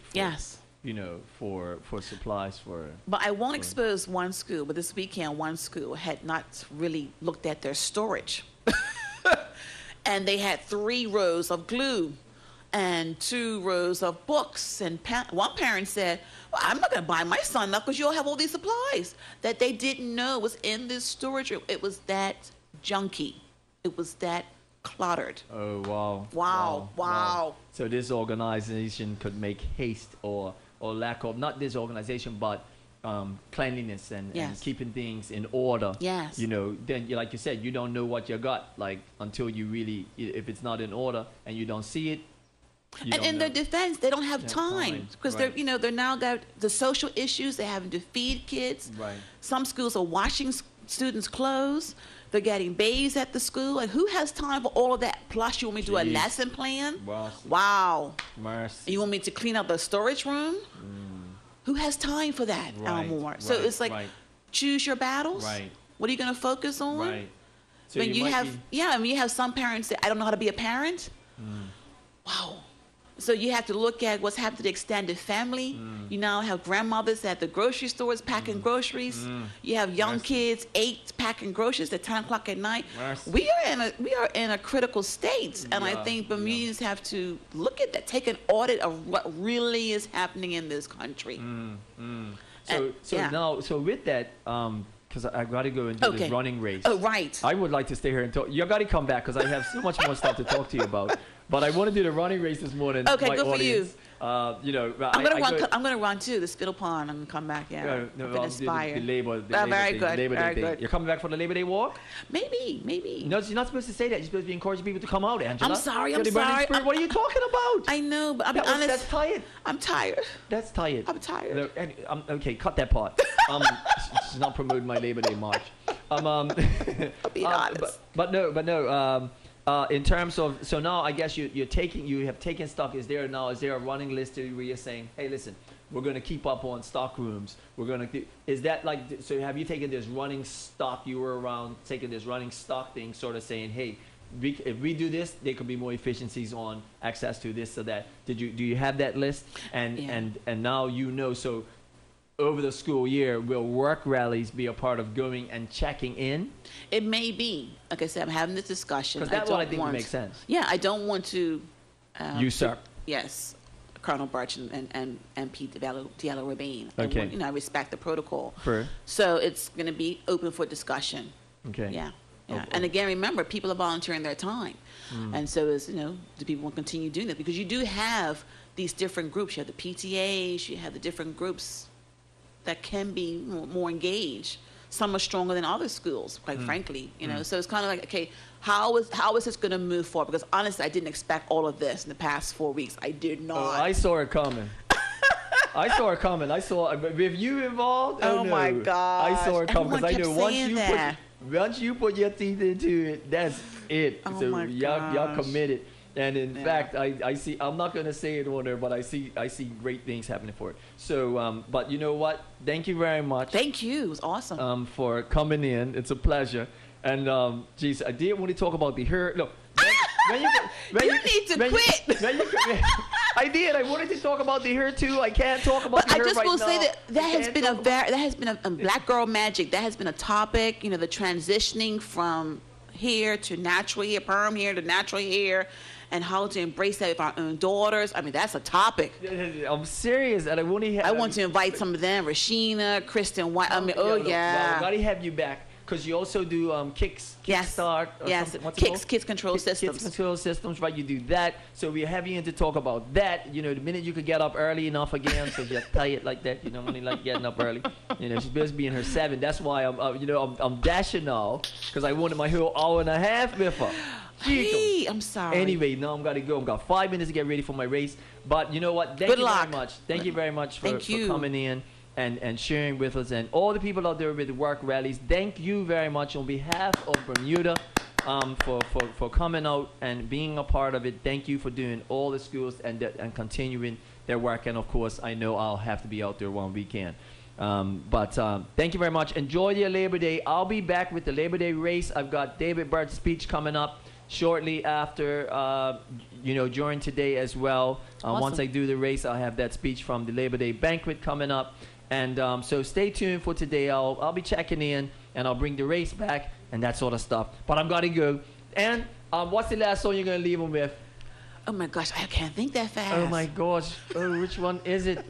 It's got to be a Bob Marley. A Bob Marley? It's got any Bob Marley. I'll take. Okay. How about this? Bob Marley. Now if I get in that zone. One Love, Bob Marley. I have to go to Bob. You have to go to Bob. See, Bob is the fall guy. Oh, man. Burning Spur, that was, the Bob speakers in the yard. That was Kenyatta. Oh, gosh. The BMX bike, going down Roberts Avenue. I'm embarrassed right now. Oh, Brother Kenyatta, that was lovely. Oh, gosh.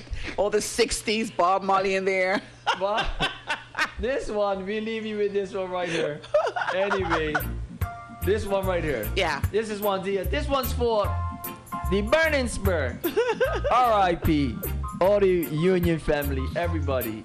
One time. Work rallies, everybody. Peace.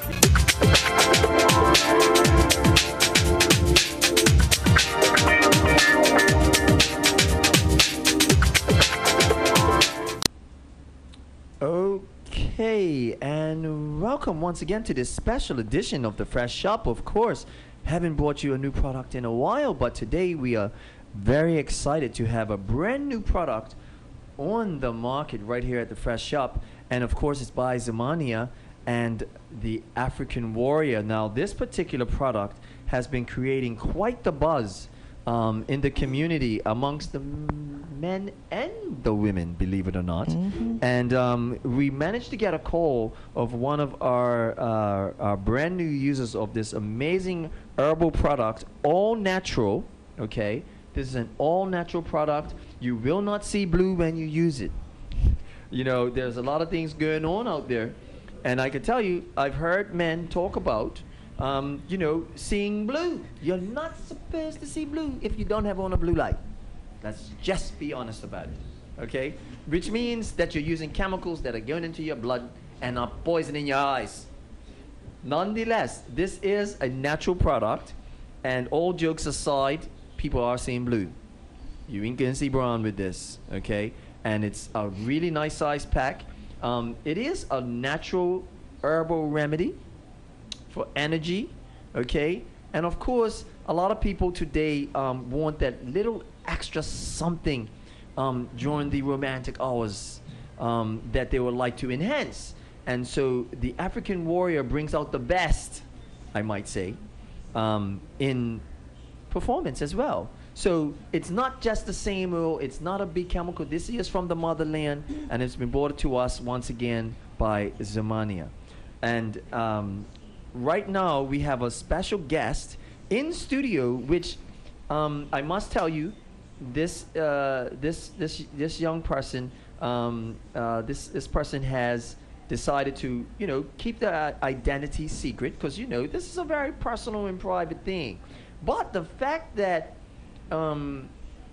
this lady has come forth to want to share this and share the experience with us and with my Fresh TV audience, I believe this product is darn impressive, because not many people are just rushed to want to do this. So we're protecting her identity so that she can walk the street without a whole bunch of people saying, hey, I'd like to try it with you.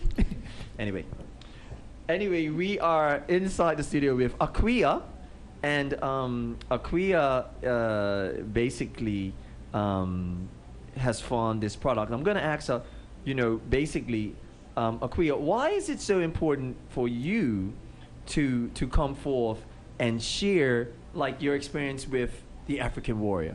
Well, really, I thought that it was just my personal experience.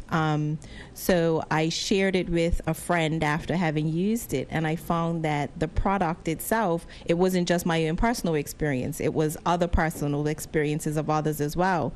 So I realized that it wasn't just a one-off, and it wasn't just a gimmick. It was actually something that works. It's tried and true.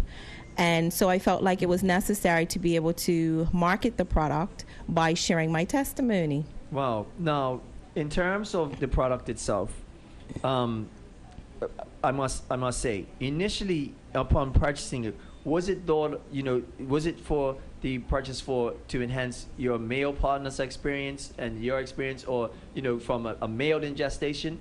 Was that the initial look at it? Sure. The initial look was specifically for male in gestation. It was to see what the product would do for my mate.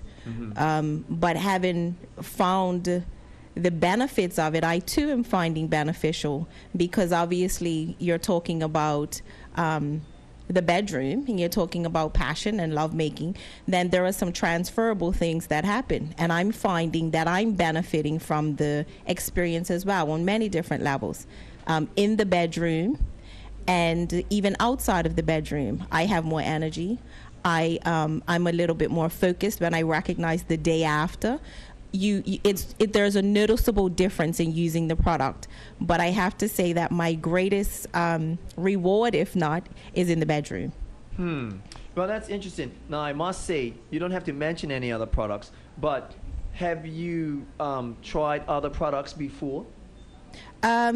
Yes, other natural products. Natural products. And I had heard of other persons who had tried medical, chemical-induced products, and nothing worked the way in which we found that this worked. Wow. Now, what made you decide to try it yourself? Like, because people just don't go ahead and say, oh, the girls usually don't try these things themselves. The women don't usually try these things, even though there are more and more women working on some type of stimulus. But what made you decide to say, hey, let me take a spoonful of that?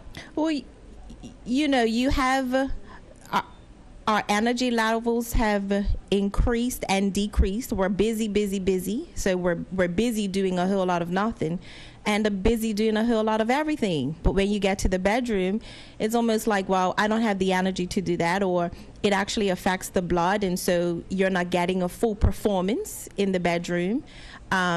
It's a hit and miss. We found that with this product, there was no hit and miss, that it actually increased the stimuli of the during the erection was longer. The size was different. Wow. There was a lot of different components that caused us to try it again and again.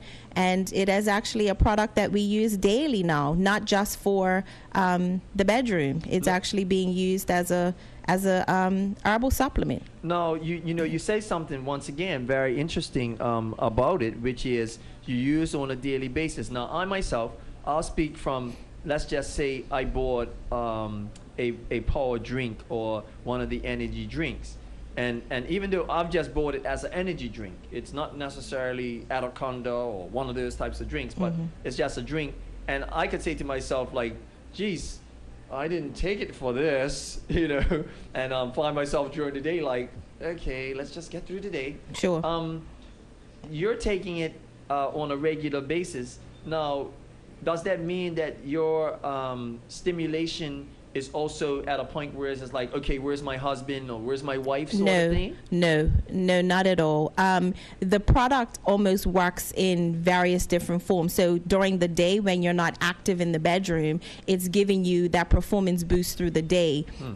It's giving you energy. It's giving you endurance to get through the day. But when you are in those positions of intimacy, then the product works on a whole nother level as it relates to be able to stimulate on both sides. Wow. Well, I tell you what, you're definitely one of those people who has felt strong enough that you're gonna help other people. I think one of the things I said, like, you had even asked me the question, and I said, well, no, but you said that it pretty much is saving marriages. It's saving marriages. I do actually have friends who are using it that had issues, and they're not having the issues anymore. So wow. I've actually become, I guess, of some sorts of supplier. and more than that, a saver of marriage. We're going to put divorce, we can put divorce court out of business. Out of business? Yeah. Oh my God, well, we will leave with that. In terms of any final words, in terms of what you want to leave the audience with? I think, like with anything, try it once and see how you feel about it for yourselves. But I've had a few that have tried it once, twice, and many times over, and they're looking for more. I will ask you this question too. What about the serving sizes? Like, what about the servings, and in terms of even, because I look at this pack right here, and I'm saying, man, this thing look like it lasts a long time. This is a lot. Yeah, you'll get about 20 servings out of it, because you're only using a spoonful a day. And you're only using it really when you want the endurance, when you want the added endurance, or if you're going to use it daily, it's going to give you about 20 servings. But if you are using it just for the bedroom, then it'll last you a little bit longer. Right, because a lot of times when I did the comparison, especially with these type of products, one peel can cost $15. Correct. That's the chemical stuff. One peel can cost $15. And when you think about one peel costing $15, and this right here, basically the price of this is like $55.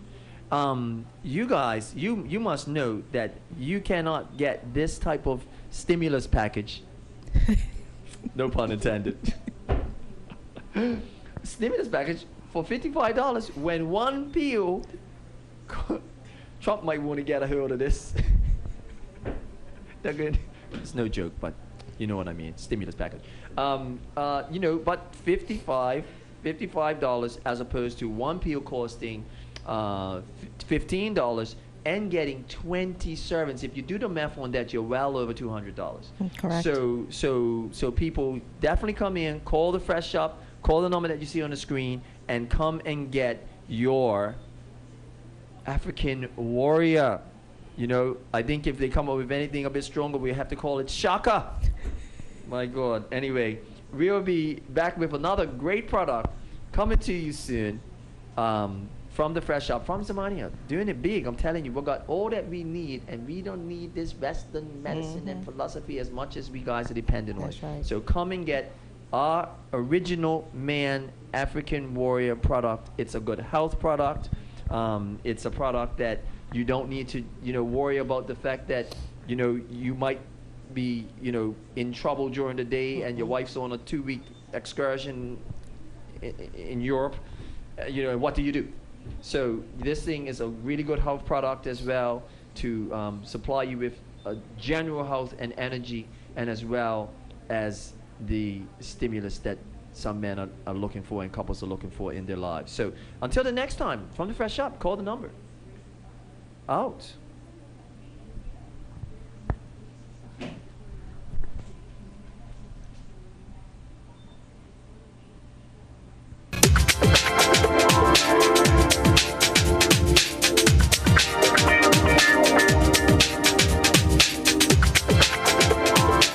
And some of the material that was being presented to them was literally college level. The ages of some of the young people were middle school all the way up until high school. So the level that they had to reach was very high. The expectation for them was high. However, they reached it. And some of them, as you will hear, didn't necessarily feel that they were ready. Some came were like, well, I don't think everybody else is smarter than me. I don't think I can do it. But I can tell you that by the end of this program, all of them felt not only that they could do it or achieve the level of greatness what they were reading about, which the topics range from crime, inequality, privilege, identity, social justice, and leadership. They not only were able to learn from it, but they felt empowered, which was the goal of the program. The goal was to see young people find their voice and know that they could achieve great things once they were educated and they learned about things that were happening right in their own community. So without further ado, I am going to present to you some of those who did participate. They will be presenting, and if they can come, Kay Richards, Siobhan Hotzel, Ziaje Lee, and Mr. Robert Thomas. I also want to recognize Mr. Shai-Shan Burgess and Ms. Calvina Steed, who also decided to come to support us. And I appreciate the fact that they took the time to come. Without further ado, I give you the future leaders.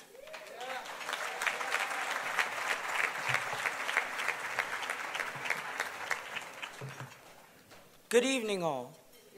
Thank you, Ms. Alondra, for that very warm welcome.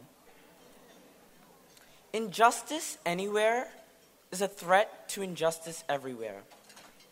Good evening, ladies and gentlemen, esteemed guests, and distinguished guests. With protocol already being established, it is our privilege to be speaking here to you today on our future leaders' experience and exposure we gained as a whole. So we covered 7 different topics in this vigorous 3 weeks, ranging from identity and privilege to social justice. But what stood out to me the most was crime, poverty, and inequality.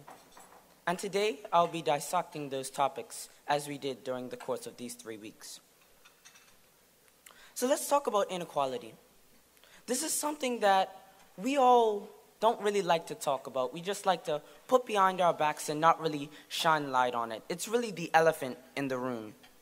But during this program, us 15, 16, and 17-year-olds had to discuss this. And we had to sit there and go through these uncomfortable topics and dissect it to the core. Things like the wage gap between blacks and whites, the wage gap between women and males, These are all uncomfortable topics, but these are things that we need to know as young people and that we need to have in our minds. Because as we grow up, we will be the ones who make a difference in these social issues. We will be the ones who will be closing these gaps, and we will be the ones to make a change in Bermuda.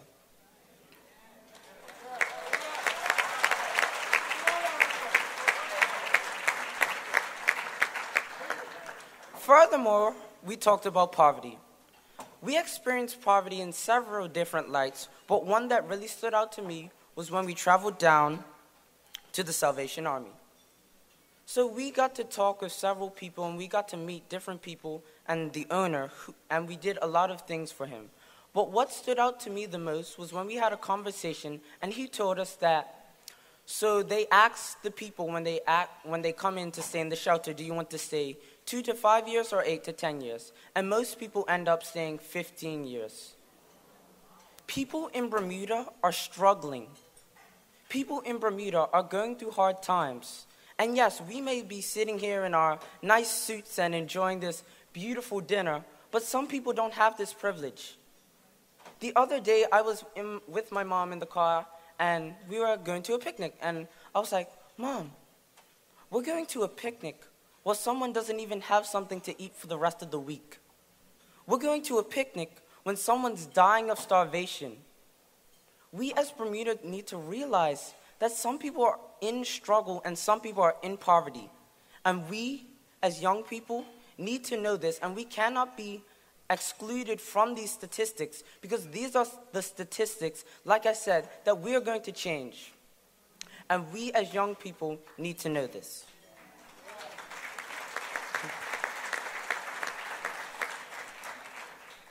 Furthermore, we talked about crime. Since the Future Leaders program, crime has been rampant in Bermuda, and it's been something that is so evident.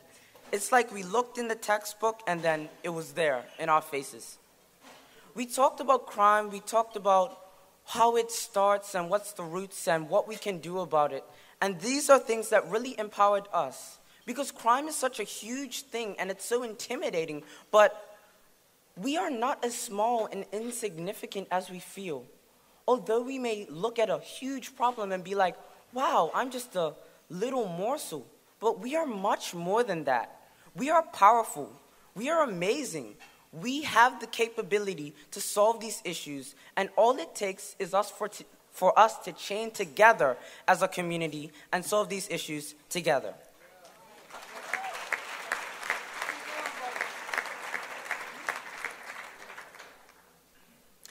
Without further ado, I would now like to introduce Ziaje Lee, who will talk about identity and privilege. Thank you.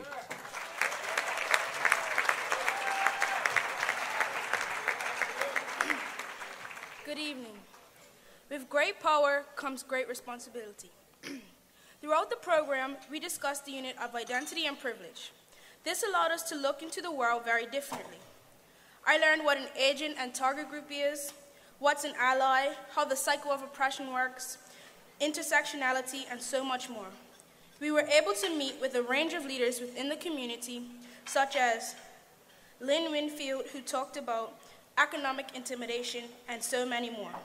So I want to give you an example, a matrix of oppression, which helps you to discover where you may be, either within an agent group, also known as the oppressor, advantaged and dominant, or the target group, also known as the oppressed or disadvantaged. What you do is find the intersections, the crosses between the two groups, depending on who you identify with. Take me for example. I'm a young black girl, which puts me in a target group. Yet, living in Bermuda, I have access to education, and with Christianity as my religion, I'm within an agent group. Yet take someone else, a middle-aged white woman with religious beliefs as a Jew. She's an agent because she is white, but she is within a target group because her religious beliefs is Jew and she's a woman. This allows us to see the intersectionality, which is the overlaps between being an agent or a target. We also saw the different privileges that exist and how simple certain advantages are, such as being right-handed. During the Future Leaders program, I was able to open my eyes to new ideas and develop how I look at the world around me. I now have the knowledge to stand up and debate through difficult topics that are challenging to my counter peers. I went into the program wondering, why am I here? Why waste your summer on this? Truthfully, I imagine it to be like one of the boring classes I take in school every day. Yet,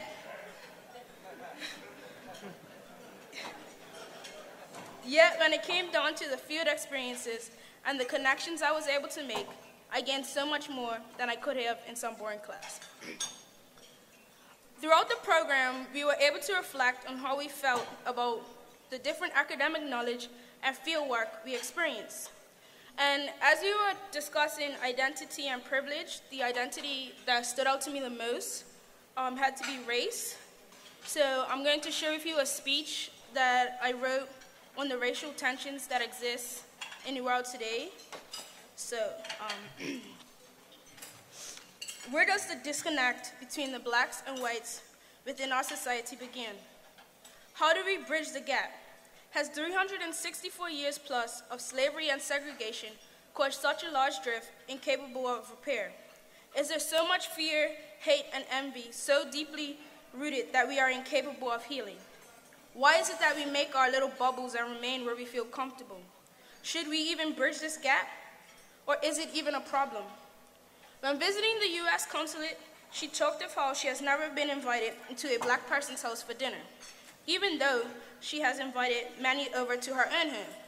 So the question is, do we look at it as she is white, that's why she wasn't invited? Or is it a matter of she's of higher status, therefore I'm embarrassed? We have to make sure that we have open minds and view issues from each angle. I'm not taking away from the fact that maybe it is a matter of race. Who really knows? We do have to think, though. Do we confine ourselves to bubbles? Do we feel safe within our social groups? Is it the fact that it is intergenerational trauma has caused us to stay to our own and stick with what we feel safe? I think that once we cross the bridge, we allow interpersonal isms to leave our groups behind, and therefore the gap stays open. I think that we as a society have to unite. I understand that history can never be forgotten. The lashes of our ancestors are engraved on our back, and we can feel the water flooding our lungs. But we have to learn to let go and move towards a united front of peace. Where do we start, you ask? How can we make a change and release the hate? We must start with the children. We must change the mindsets of our children. We have to improve the way they think. We have to stop them thinking that they aren't able to fit in, and they have to stick with what they know. So how can we change how they think? How can we develop their young minds and shape them for a better world? How will we, as young adults, show them better than what we have received? What has been handed to us is a broken world filled with separation that is being upheld by both sides of the fence. How can we expect to break a system that we as a society created?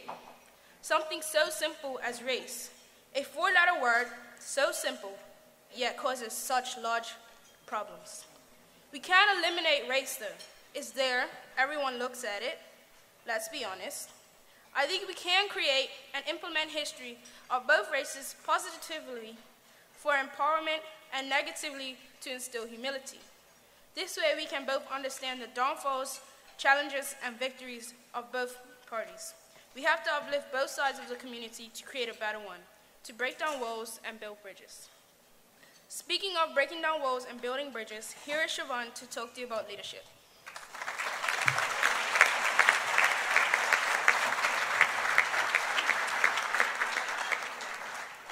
Go to the people, live with them, learn from them, love them, start with what they know, build with what they have.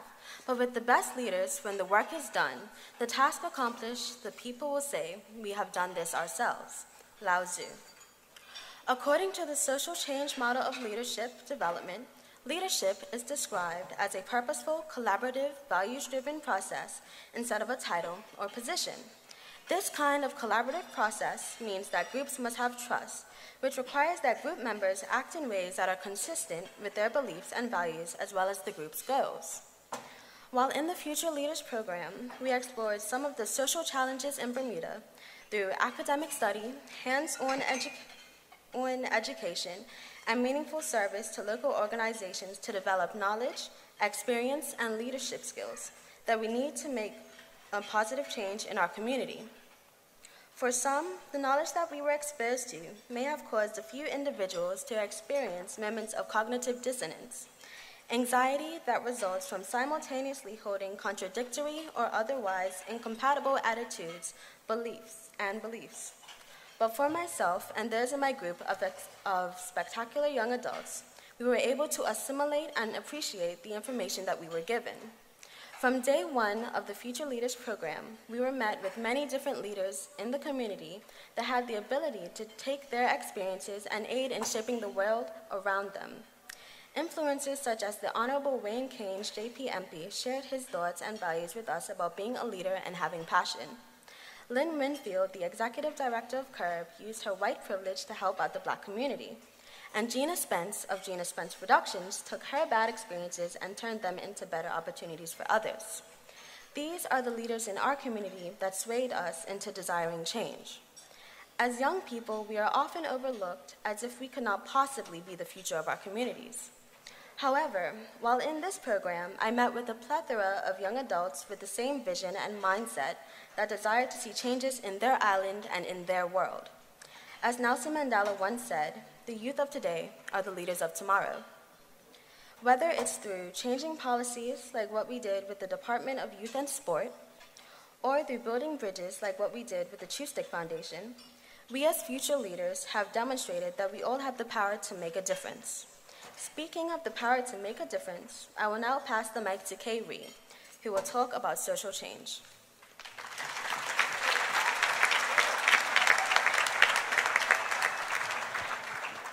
Evening.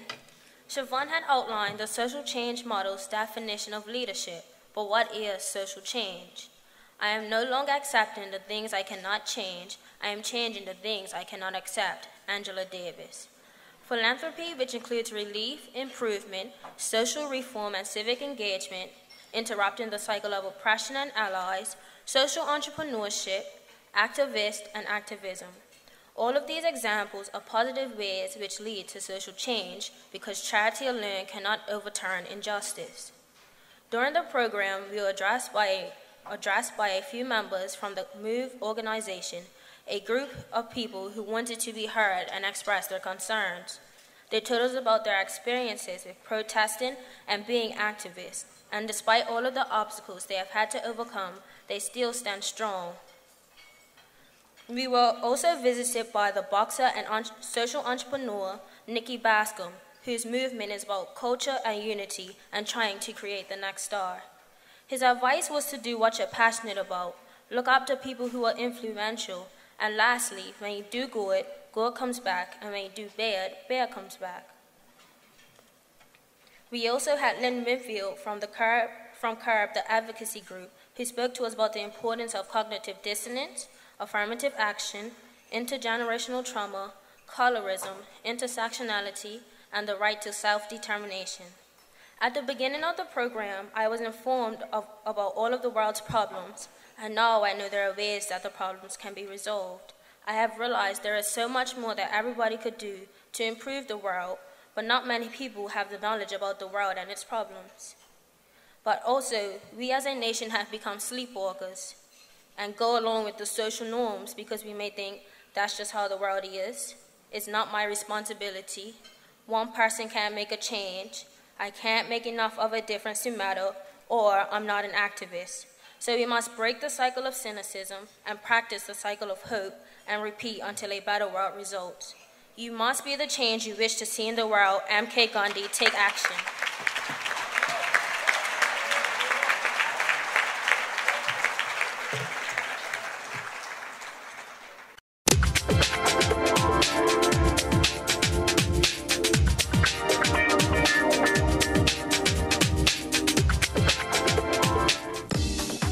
If you need need to get money to someone right away, the Money Shop can help. With a money transfer, you can send money easily, quickly, and securely at a very low fee. Every year, thousands of Bermuda residents trust us to send money back home to family and friends, and it takes less than 10 minutes. Or you can send money online through our website, moneypad.bm. The Money Shop is also your one-stop shop for sending DHL courier packages, paying your Belco bill, and topping up your phone. Sell one in Bermuda, as well as phones all around the world, including Jamaica, Philippines, and the Dominican Republic. We also cash checks, including those from U.S. banks, and we wire money. The Money Shop offers cash for gold, with the best payouts on the island. And when you need to travel, our sister company, Trip, can make all the arrangements. Our experienced agents, who can speak Portuguese and Spanish, will get you the best deal, often cheaper than Expedia. And we help with visas, UK passports, Bermuda passports, and renewals, as well as work permits and spousal letters. The Money Shop's 3 locations, Dundonald Street, Washington Mall, and Warwick, are open 6 days a week, with the Dundonald Shop offering extended hours to 9 p.m. and 11 a.m. to 6 p.m. on Sunday.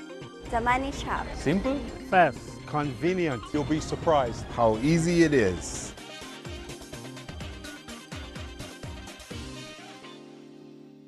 Honorable E. David Burt, JP, MP.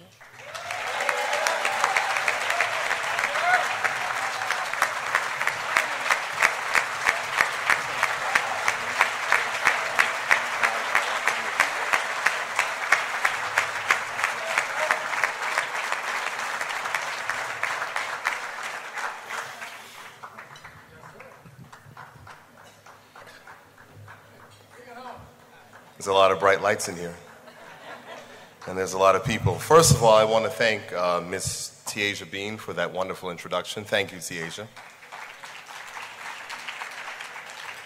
And before I begin, I know that they were given birthday greetings all around, but as a politician, we know that the number one people that we have to listen to are our constituents. And a constituent of mine that I saw on the street told me that I have to wish her sister, Miss Ann Caesar, happy birthday. So happy birthday to you, Miss Ann Caesar.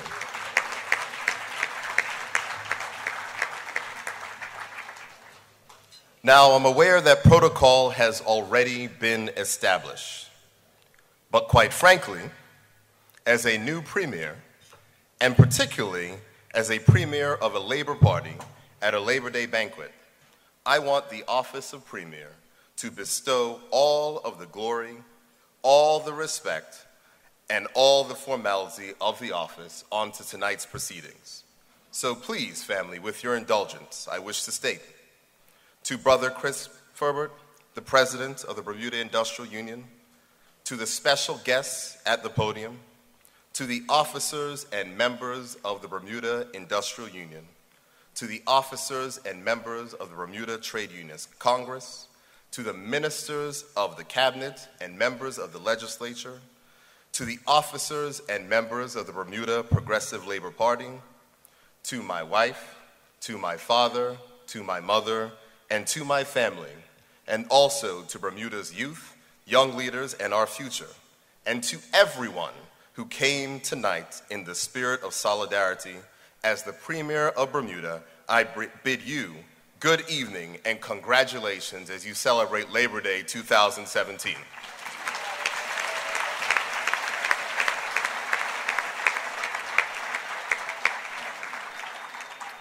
That felt good.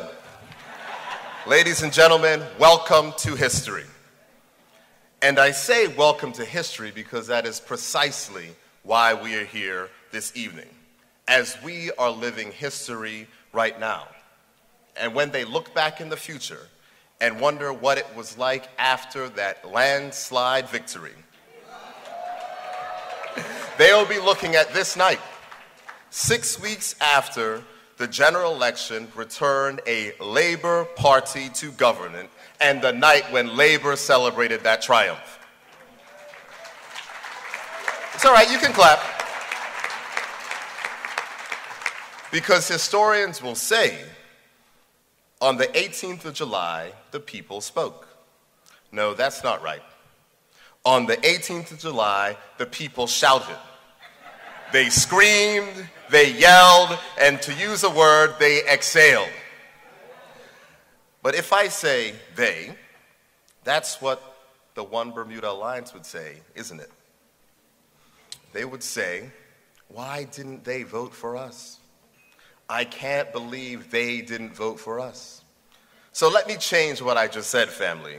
The people of Bermuda shouted, we screamed, we yelled, and we exhaled.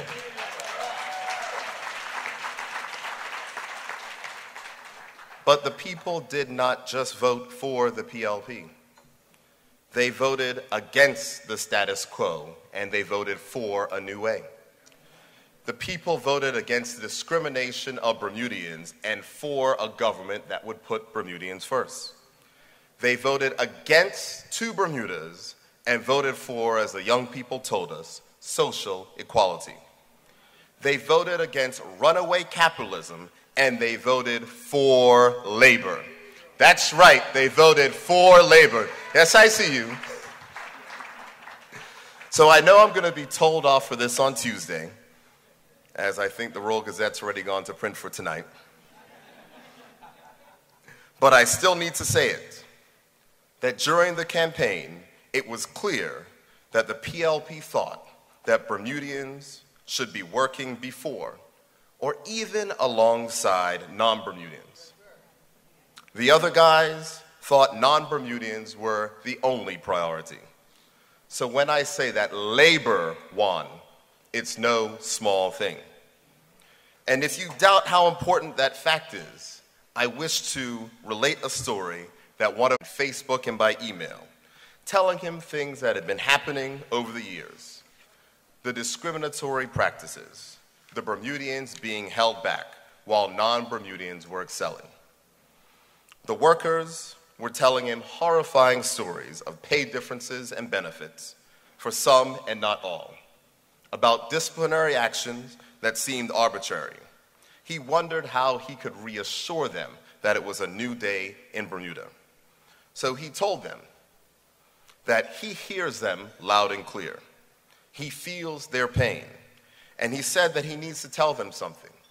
Because up until July 18th, your thoughts about Bermudians in the workplace, the feelings you had when you saw injustice, the values that your parents had instilled in you well before July 18th, you were the revolutionary, the rebel, the troublemaker, who just wouldn't shut up and do their job.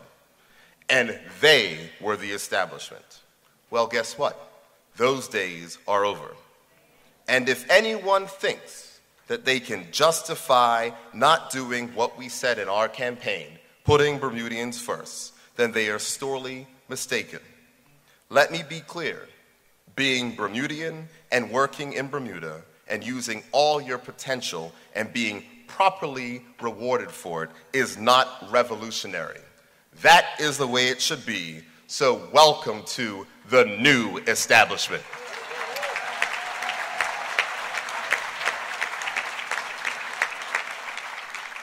And I can tell you, that minister is deadly serious too.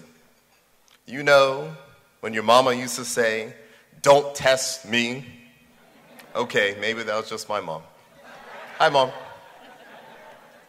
Anyway, I wouldn't test that minister's commitment or this government's commitment to Bermudians, because it is very important that we appreciate exactly what happened the last election, and that was the popular vote.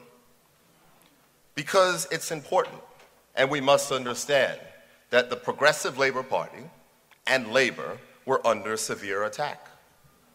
We were outspent by 10 to 1. You couldn't go on your computer without seeing a wonderful One Bermuda Alliance ad. Your phone wasn't safe from seeing the wonderful picture of Michael Dunkley. The media was biased in ways that you can't imagine. And the more desperate the One Bermuda Alliance got, the nastier they got. But in the face of their tricks, in the face of their misleading, and in the face of their bribes, remember that money that they're offering to everyone? We maintained our message.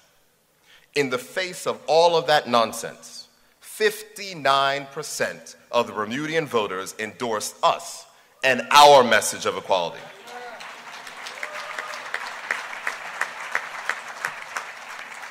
They voted for us to crush the idea of the two Bermudas And with the help of God, and with the help of those of you in this room, we will dismantle the structures that make Bermuda's wealth work for one Bermuda while it continues to flog the other.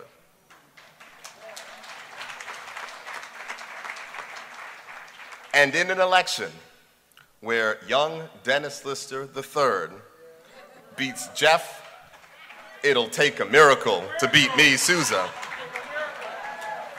And in an election where MP Chris Famous, I see him somewhere, puts Bob Airport for sale out to pasture.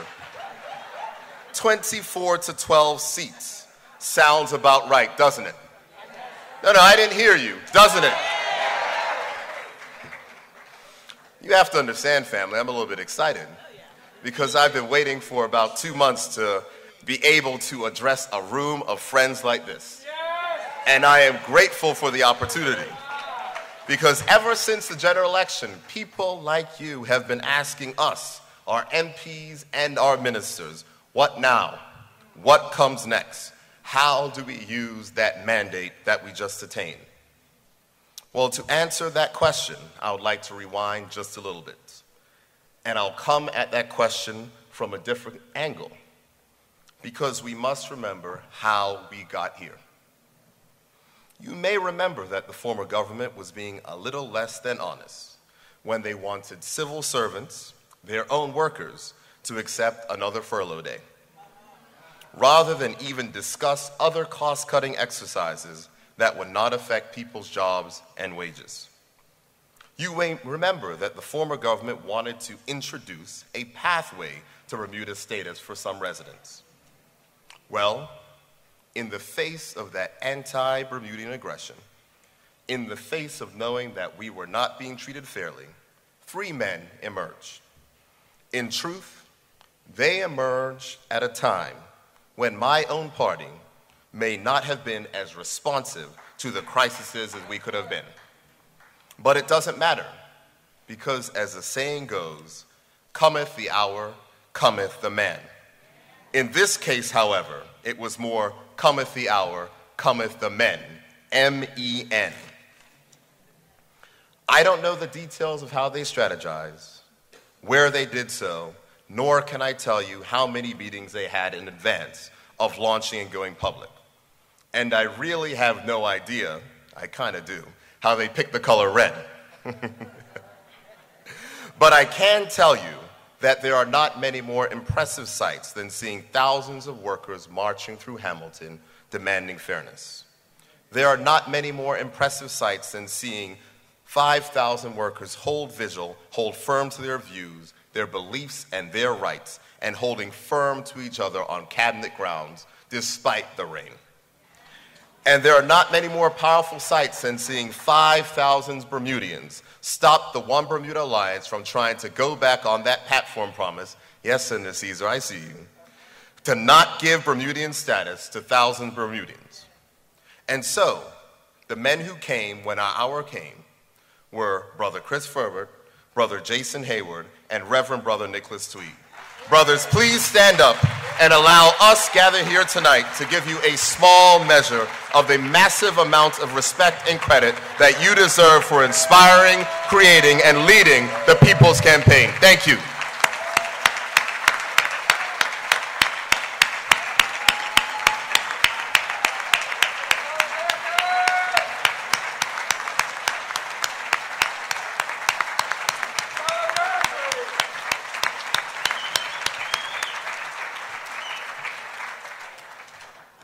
Now, you may have realized that Brother Jason's not here. He did have to leave for a family incident, so we wish him well.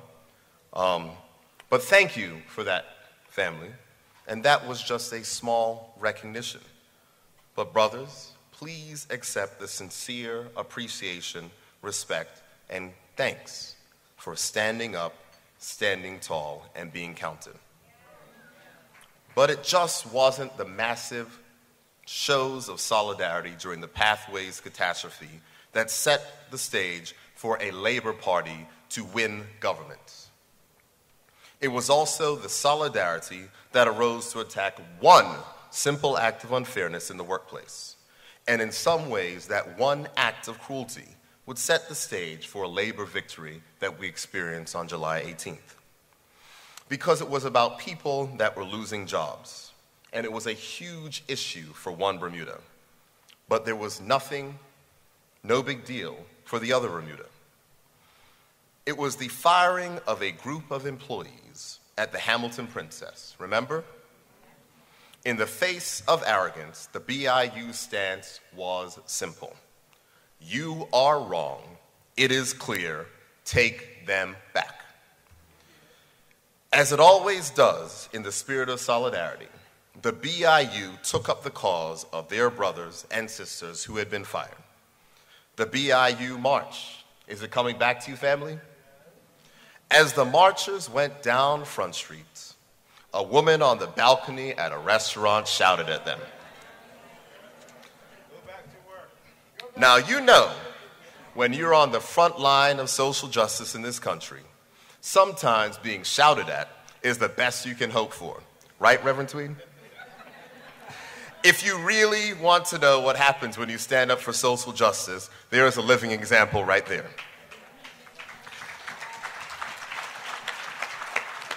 Now, the former government and the employer had been surprised by the march, but they were solid in their decision. But then the marchers paused outside the cabinet building and directed their protests at that building. Actually, the woman shouting for the workers to get back to work and for them to be grateful that you have a job was the executive director of the Chamber of Commerce. And she was fired for her actions. But that made Bermudians stand up and take notes. It was a pivotal moment. But family, let me ask you, do you remember what Brother President Chris Famous said in reply? Even though his members had been insulted and harassed, the trade unionist in him came out in his response as he said, and I quote, "My opinion is still that she should not have lost her job, although I understand what happened was serious," end quote. See, that, family, is principle. That is what is applied throughout. And the same that he stood for his members, he would stand for that lady, even in the face of her vitriol. So believe it or not, that was in 2014, long before ACON, long before Pathways. But you see, over the past 4 years, we have lived in a Bermuda where almost every union in this country had to march. And if you are here tonight at your first union function, then you may not be aware of the effectiveness of marches. In fact, saying that reminds me of a story that I was told by a friend. He's a black Bermudian, and he told me that he had a friendship with an older white Bermudian woman that lasted about 15 years. He told me that it was a true friendship where they were open and honest in their discussions about race and the challenges faced in our country. He told me how when his friend read Jonathan Smith's book, Island Flames, she was reading it and would call him excited about what she learned. And she seemed particularly interested and impressed with the late Dame Lois Brown Evans and her efforts to represent her clients, speak to the people, and to spare 2 lives.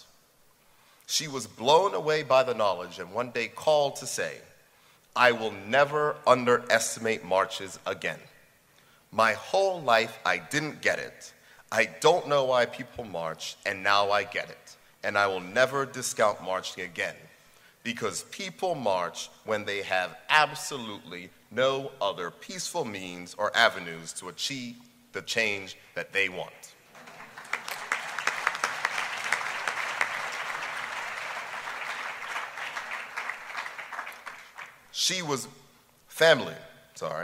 The effectiveness of marching is really about the effectiveness of solidarity.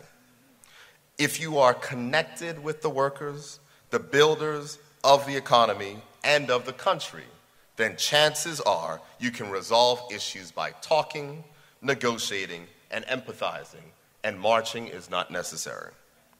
However, if you feel that your perspectives are the only correct perspectives, if you feel that you alone know better than everyone else and even the people that you serve, and if you are so disconnected that you do not care how your decisions affect your own employees' quality of life, then as my mother said, if you don't hear, then you shall feel.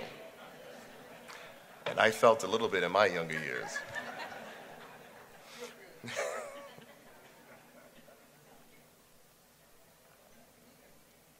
Hi, Mom. The theme of Labor Day is celebrating solidarity. The solidarity that I have been speaking about so far is external, visible and tangible, expressions that you can see. The marches, the petitions, the press conferences. At that time, solidarity is obvious. However, despite some challenges, the Bermuda Public Services Union has been steadfast in its resolve and its support of its president. That is internal solidarity, the confidence that comes with unconditional support. And as a result of the solidarity that Brother Jason Hayward has received, the country has benefited from his fearlessness.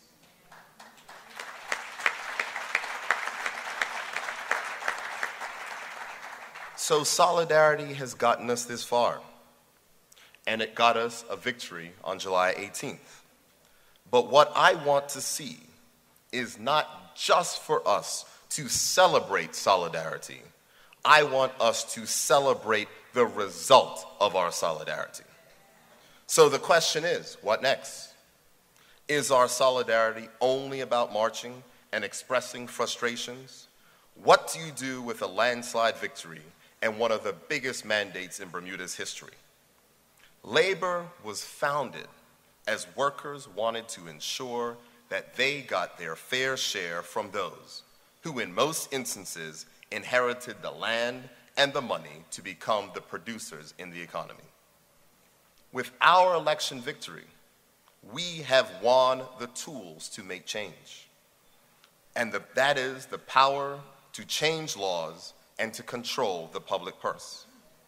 But that alone will not make the change to ensure that the children and grandchildren of today's workers, who we heard earlier, will become the producers of tomorrow.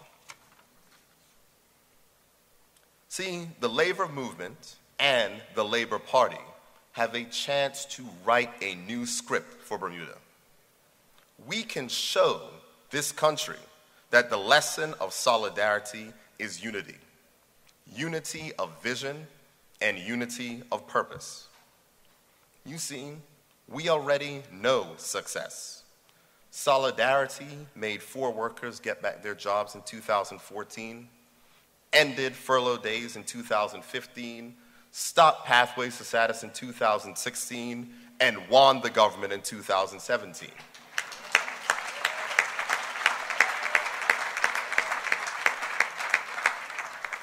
Now that the people have chosen to put their trust and belief in us, that our collective leadership can work together, now we have to demonstrate to them what solidarity can achieve.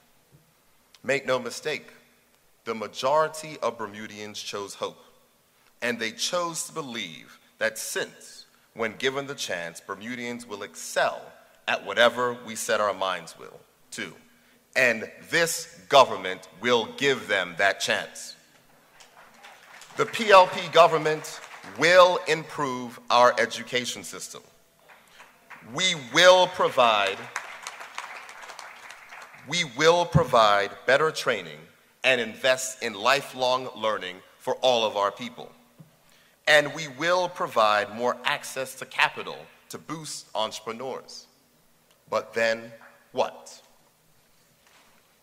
As a community of workers, we will not accomplish our dream of economic empowerment until we understand that through solidarity, we must empower each other by using our collective efforts and begin to harness the forces of of cooperative economics.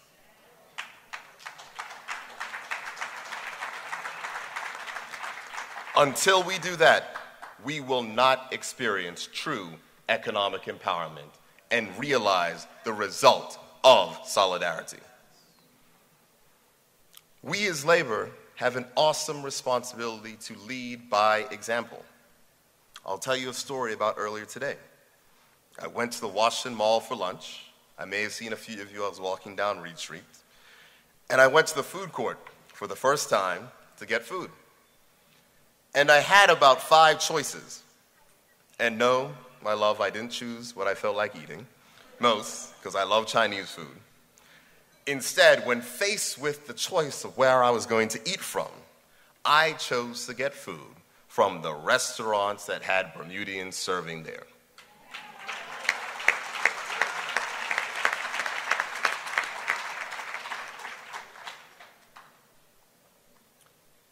Having made my choice, I met a young Bermudian, Kevin Richardson, who served me my burrito bowl. You should have seen his face. He recognized me when I came up, and he said, "You're the premier. Come, let me serve you." His pride in serving his country's premier warmed my heart. And there we were grinning because he's serving his premier, and me grinning because I just met this young Bermudian who made me feel proud to be his premier. And the vibe was nice. And see, that small action of community solidarity is powerful. That very small action. And so what we must do, family, is that we must ensure that when the son of a worker comes back home to start his business and hires Bermudians, we must support him.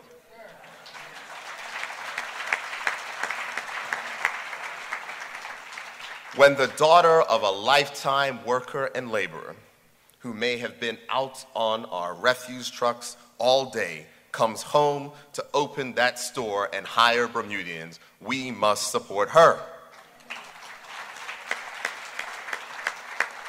And by spending our money in the places that reflect our values, we will place more importance on the roles that our values play in how we spend our money.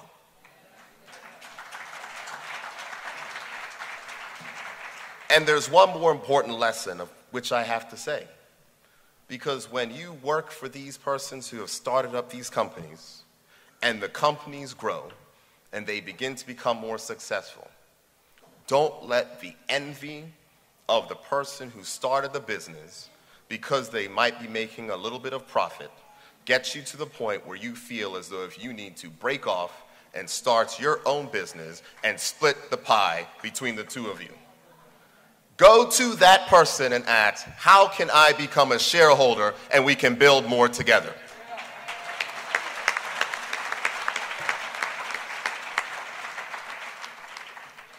See, family, that stunning victory on July 18th has placed a microscope on you and I. Certainly, we are being examined on our labor philosophy, but more importantly, they will question our ability to work together to produce the best Bermuda that we can. Family, let me be very clear. This is not a revenge mission. I say it again. This is not a revenge mission.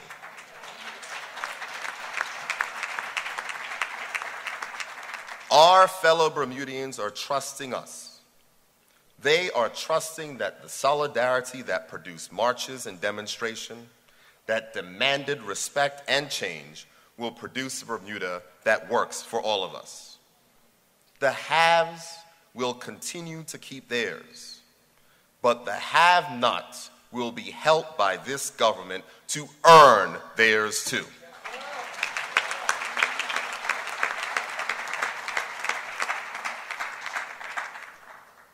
And just like the others were helped by the old establishment, be clear, as my minister said, the new establishment will help Bermudians.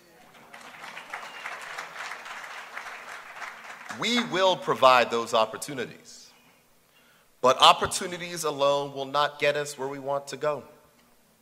We must practice community solidarity so that we can celebrate the benefits of collective solidarity. So family, that is your mission over the next 5 years. We will lead the government, but you, the workers, must lead in changing our approach to ensure that we can enjoy the benefits of solidarity. Let us make sure that we spend our money in the places that recognize and celebrate and share our values.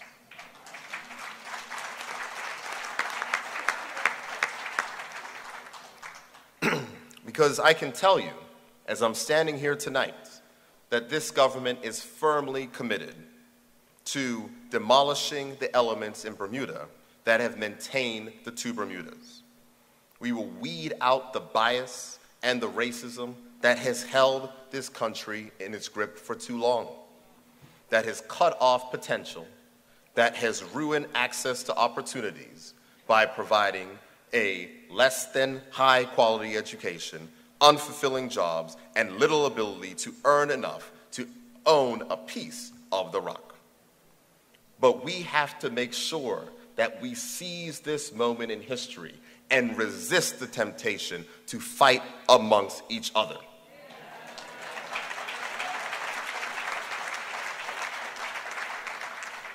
Fighting amongst each other will not get us what we need to do. And that is the fact that in this country, the workers and we must implement a living wage. I say it one more time. We must implement a living wage. We must reduce the cost of living in this country. And we must ensure that all people, no matter the color of their skin, their gender, or their physical abilities, will get the same wage for the same work.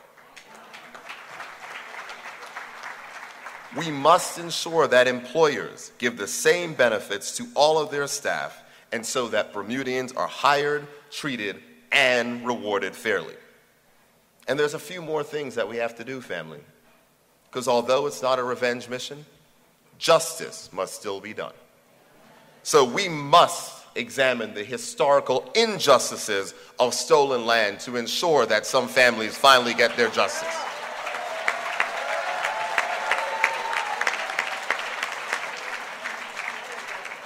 And we must ensure that we get to the bottom of the horrors of December 2nd, 2016, where workers and seniors, and I see Miss Esme Williams over there, were viciously assaulted, and find out what happened and the truth, because our people deserve no less. Now, as I'm about to take my seat, I want to leave you with this little story about the people we serve and our perspective on service.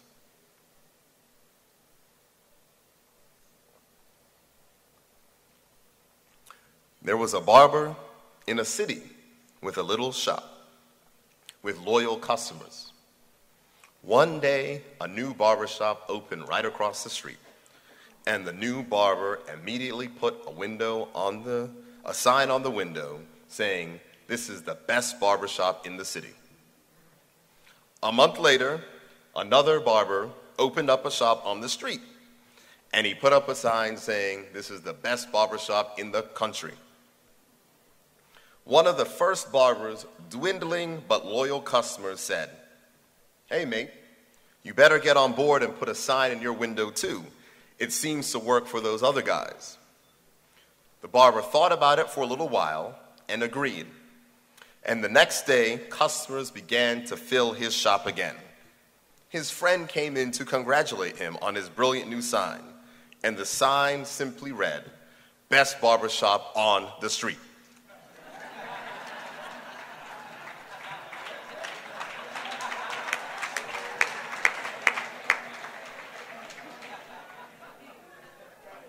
Like the barber, we will never forget who we serve and on whose support we stand. The One Bermuda Alliance wanted foreign praise so badly that they forgot about their own people suffering. They had so much vanity, they forgot that they were actually public servants. Well, we are the people who we serve. We will not forget who we are, and we will not forget that we are here to take care, just like the barber, of the people on our street.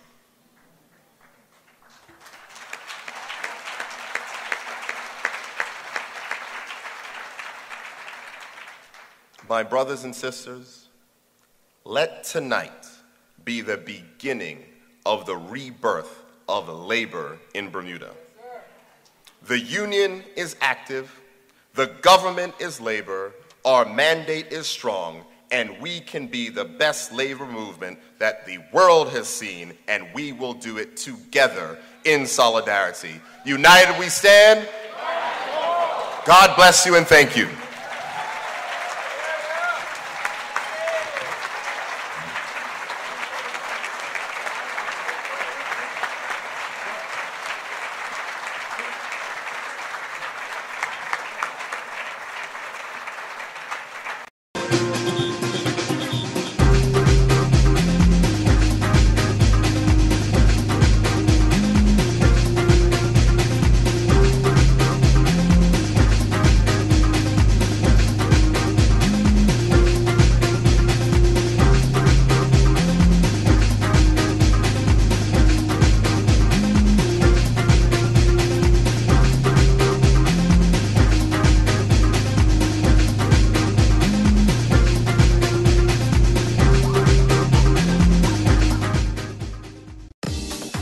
If you need to get money to someone right away, the Money Shop can help. With a money transfer, you can send money easily, quickly, and securely at a very low fee. Every year, thousands of Bermuda residents trust us to send money back home to family and friends, and it takes less than 10 minutes. Or you can send money online through our website, moneypad.bm. The Money Shop is also your one-stop shop for sending DHL courier packages, paying your Belco bill, and topping up your phone. Sell one in Bermuda, as well as phones all around the world, including Jamaica, Philippines, and the Dominican Republic. We also cash checks, including those from U.S. banks, and we wire money. The Money Shop offers cash for gold, with the best payouts on the island. And when you need to travel, our sister company, Trip, can make all the arrangements. Our experienced agents, who can speak Portuguese and Spanish, will get you the best deal, often cheaper than Expedia. And we help with visas, UK passports, Bermuda passports, and renewals, as well as work permits and spousal letters. The Money Shop's 3 locations, Dundonald Street, Washington Mall, and Warwick, are open 6 days a week, with the Dundonald Shop offering extended hours to 9 p.m. and 11 a.m. to 6 p.m. on Sunday.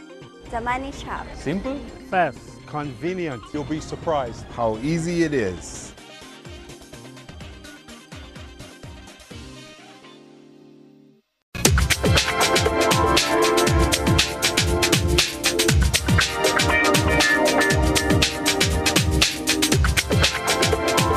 Oh boy, here we are once again, Fresh TV, the best TV, and there's Lamont Marshall already dashing out to the front. Tank, you used to be a guy that used to be on this course. Yes, Tank. I did.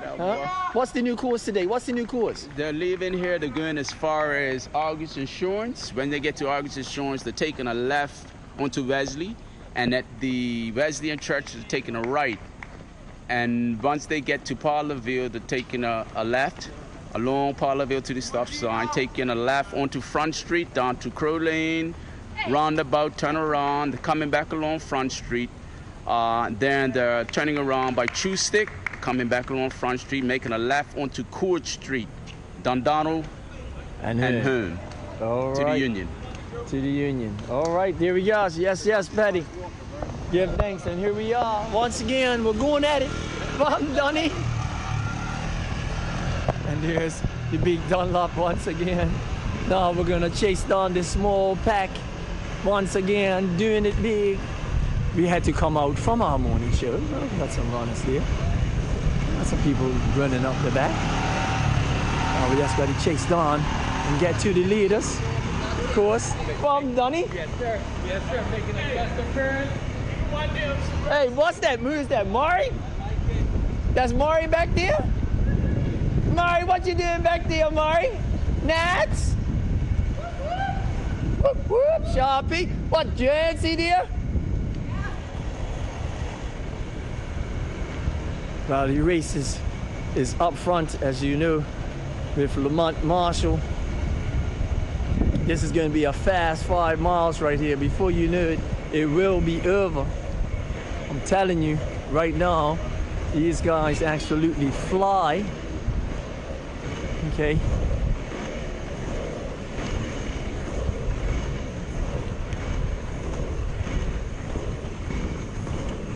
And the race is definitely up front.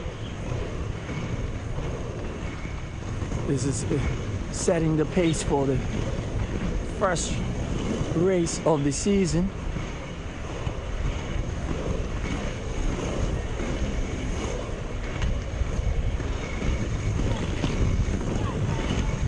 Nasty.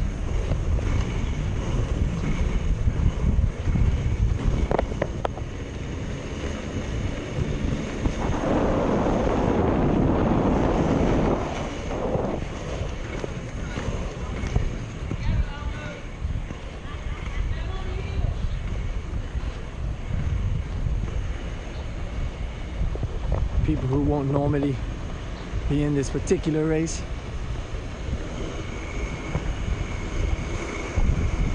As we head for the leaders, this will be a fast 5 miles.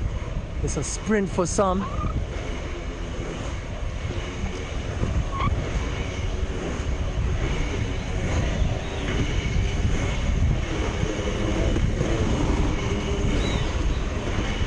Beautiful day out.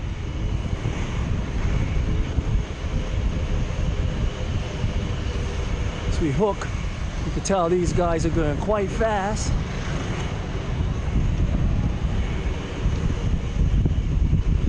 Feel stretched out. Marshall is stretching out right now. You can see this is nothing but a sprint for him. Got three suffering right there, struggling for fourth and third. Shirts have come off already, trying to chase down Marshall, who basically is sprinting away with this. It's going to take quite a bit of work. It's supposed to be a 5 miler.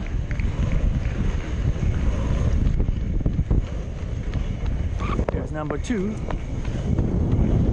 right there. Got his shirt off already. Coming out the Mings. See if we can catch up with Marshall. My glutes are burning already.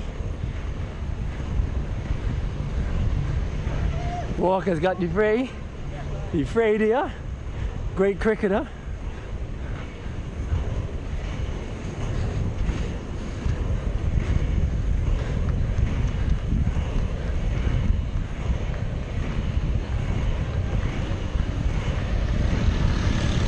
You can see me chasing on this guy.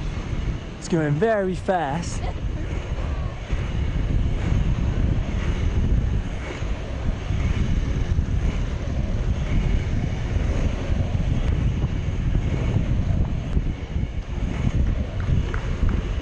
And here's Marshall.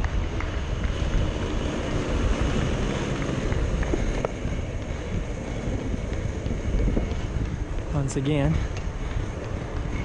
No one really in sight of him. Laying down his first marker for the running season.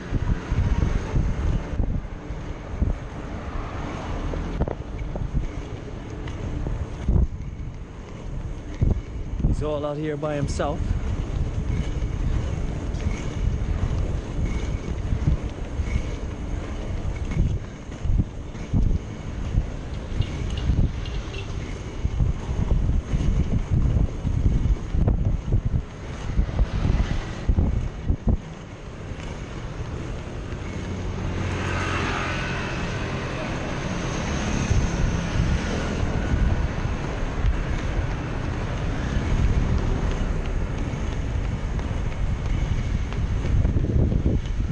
Running in solitude right now.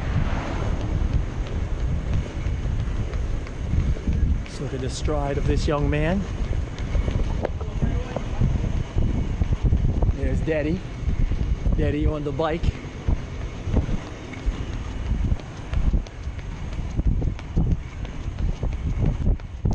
Somewhat of a training run for this young man.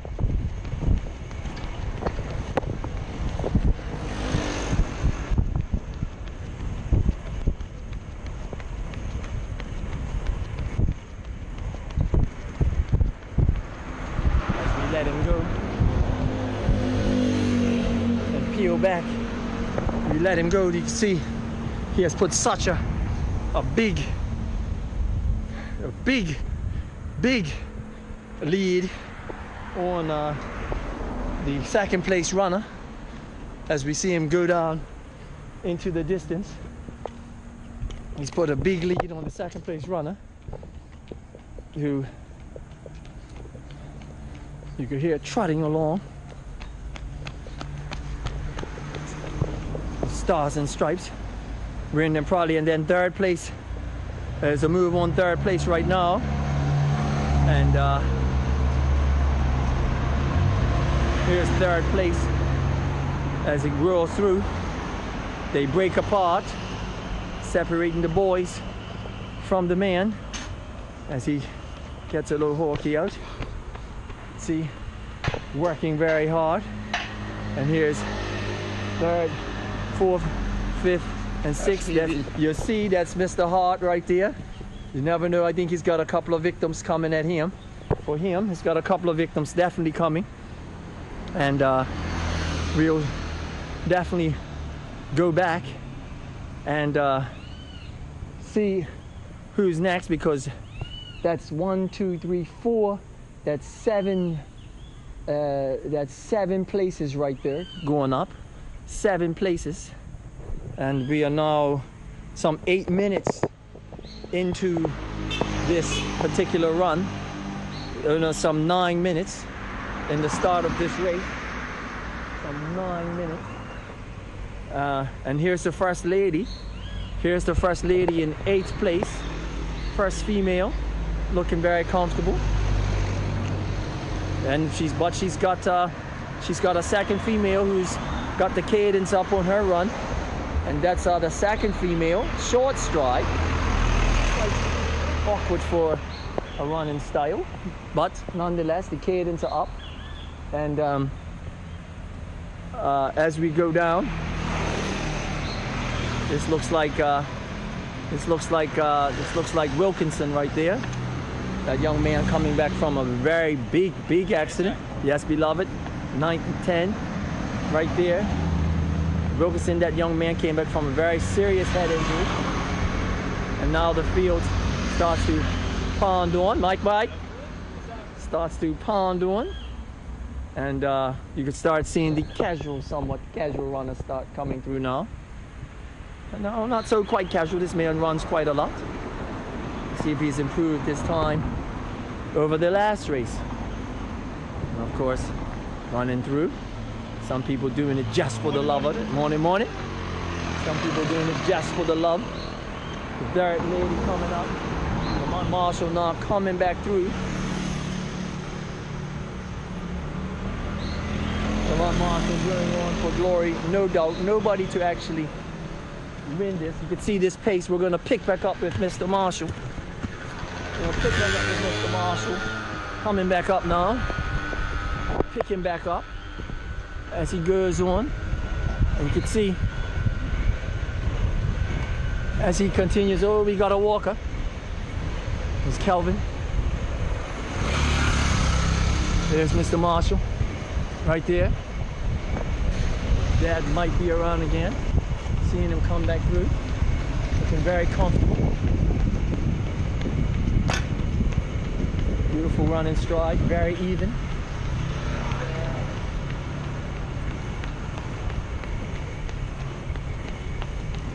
No pressure.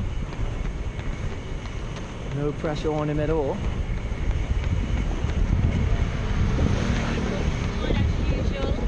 She gets a good on look from one of the ladies, talking about looking good as usual. I'm not sure if she's talking about the running style or his physique.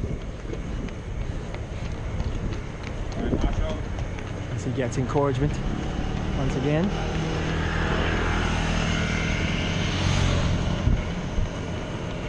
As we tuck in behind this Bermuda steeplechase premier runner right now as well.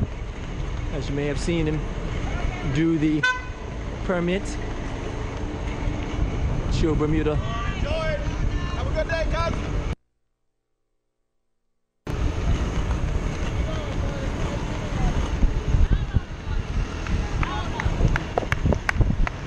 Training run right now.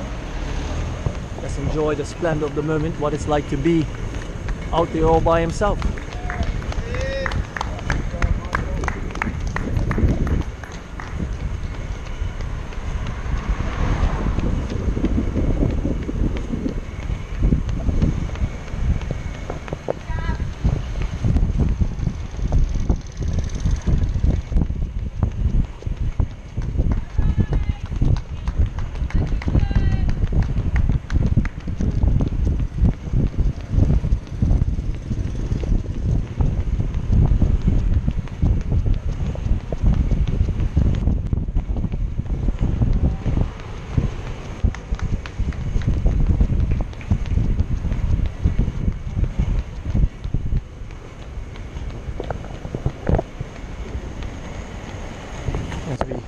Turn around, he's gonna go to that turnaround mark, and there's no one there in sight with him.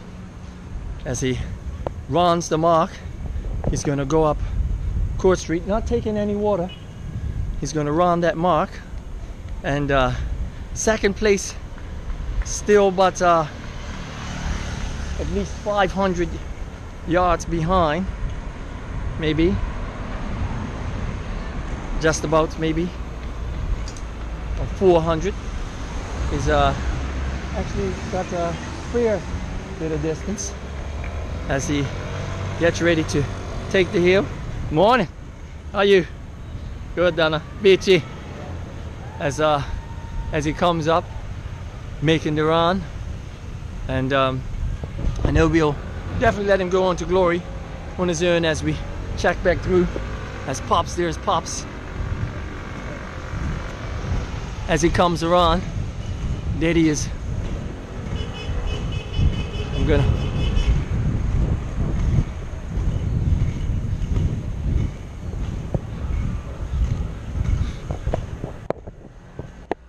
as he comes running over the hill. Bit of an easy race. Somewhat a humid morning. Pretty humid morning, pretty humid. As we see him dig in.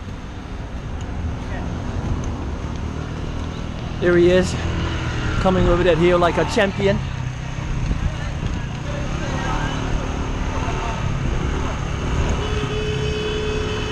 This is the home stretch.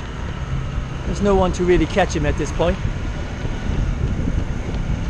as he knows that he's laid down a good marker for himself.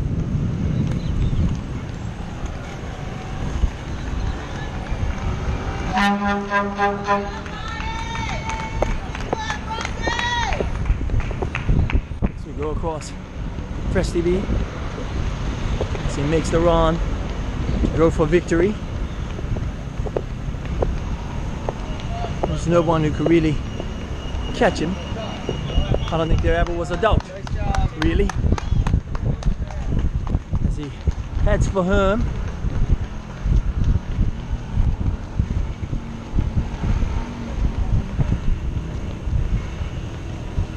As he heads to the tape. No one will catch Mr. Marshall this morning. Not even a choice. Not even a choice for anyone. He's in. There will be no one who could even think about catching Mr. Marshall at all. Here comes second place.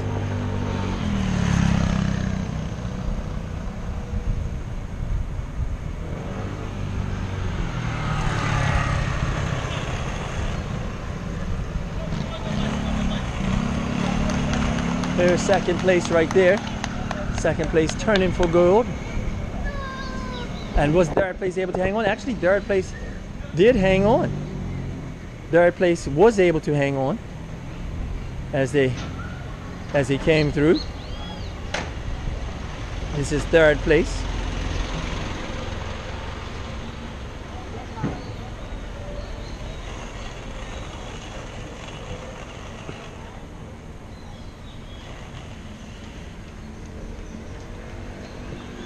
There's Third Place right there.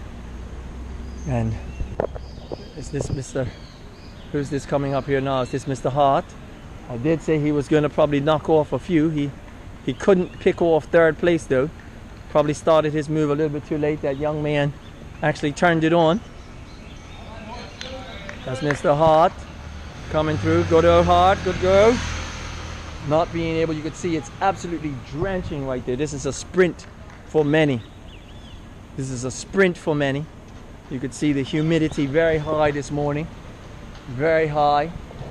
Wouldn't do for this day to be like a 24th of May. Trust me, it would absolutely hurt to actually get this particular race on the way. It is now 17 minutes. These guys were running at a very high pace. You could see Mr. Marshall running at the pace that he was running, trying to complete a 1500.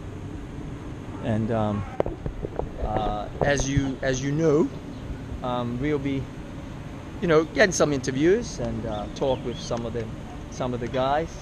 And of course, here's the first female. It's always nice to give the first female that shine as she takes on fifth. Yes, me boss, presidential. This is sixth right here, looking strong as we go to with the first female. We follow her along, give her that shine. Perth Road runners right there. Now we're getting threatened by number 2 that not able to close the gap.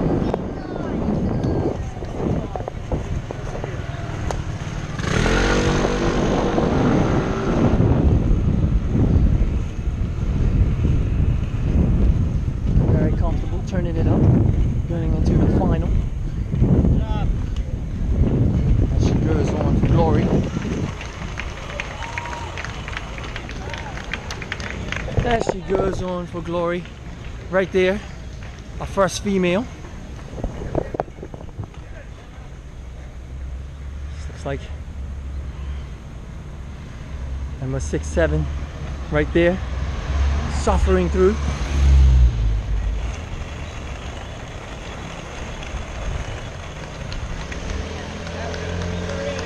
And there's the second female right there going through.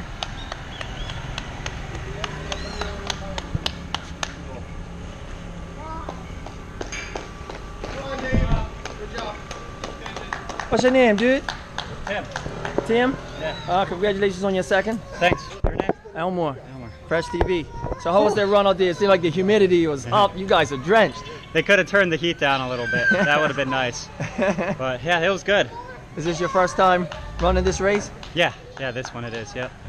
It's a fun race, a little warm, but it went out as I figured it would. Le Mans, a mile ahead of everyone.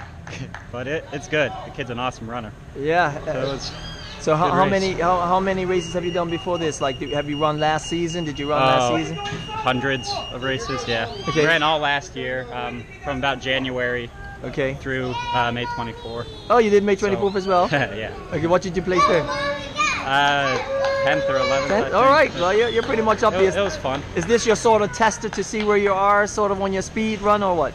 Yeah, a little bit. I'm going away. I have a marathon Sunday, so yeah, last little run before that. Before that, dear? Oh, so shoot. I'd much rather run that distance than this. Okay. 5Ks are brutal. Only thing worse than those are a mile. All right, so that's 3 point something miles, 5K? 3.1. Yeah. It's 3.1 miles. Yeah, I mean that's like a sprint. It's ugly. I'd much rather do the 13s or 26s, that longer stuff. So which race are you going to see overseas to? It's in Pennsylvania, near where I grew up. So small race, Erie Marathon. Okay. So Yeah, it'll be fun. All right. Well, congratulations. Thanks, man. Thank you for participating Yeah, in the of course. Labor Day run, and Yeah, we'll be at all the races, so. All right. Well, see how it goes. We'll look forward to seeing you later. All right. Have a good one. You too. There we go. Second place right there, and you heard it. We just make it in. Easy, the Dorm family. Anyway, we are just gonna go in, get some comments where we can, obviously, and of course the reporter guy. You know, these guys come in and get their stuff going. But anyway, this is the Labor Day run, and it's definitely one of those races where yes, looks like quite the number of people out right now. Yes, sir.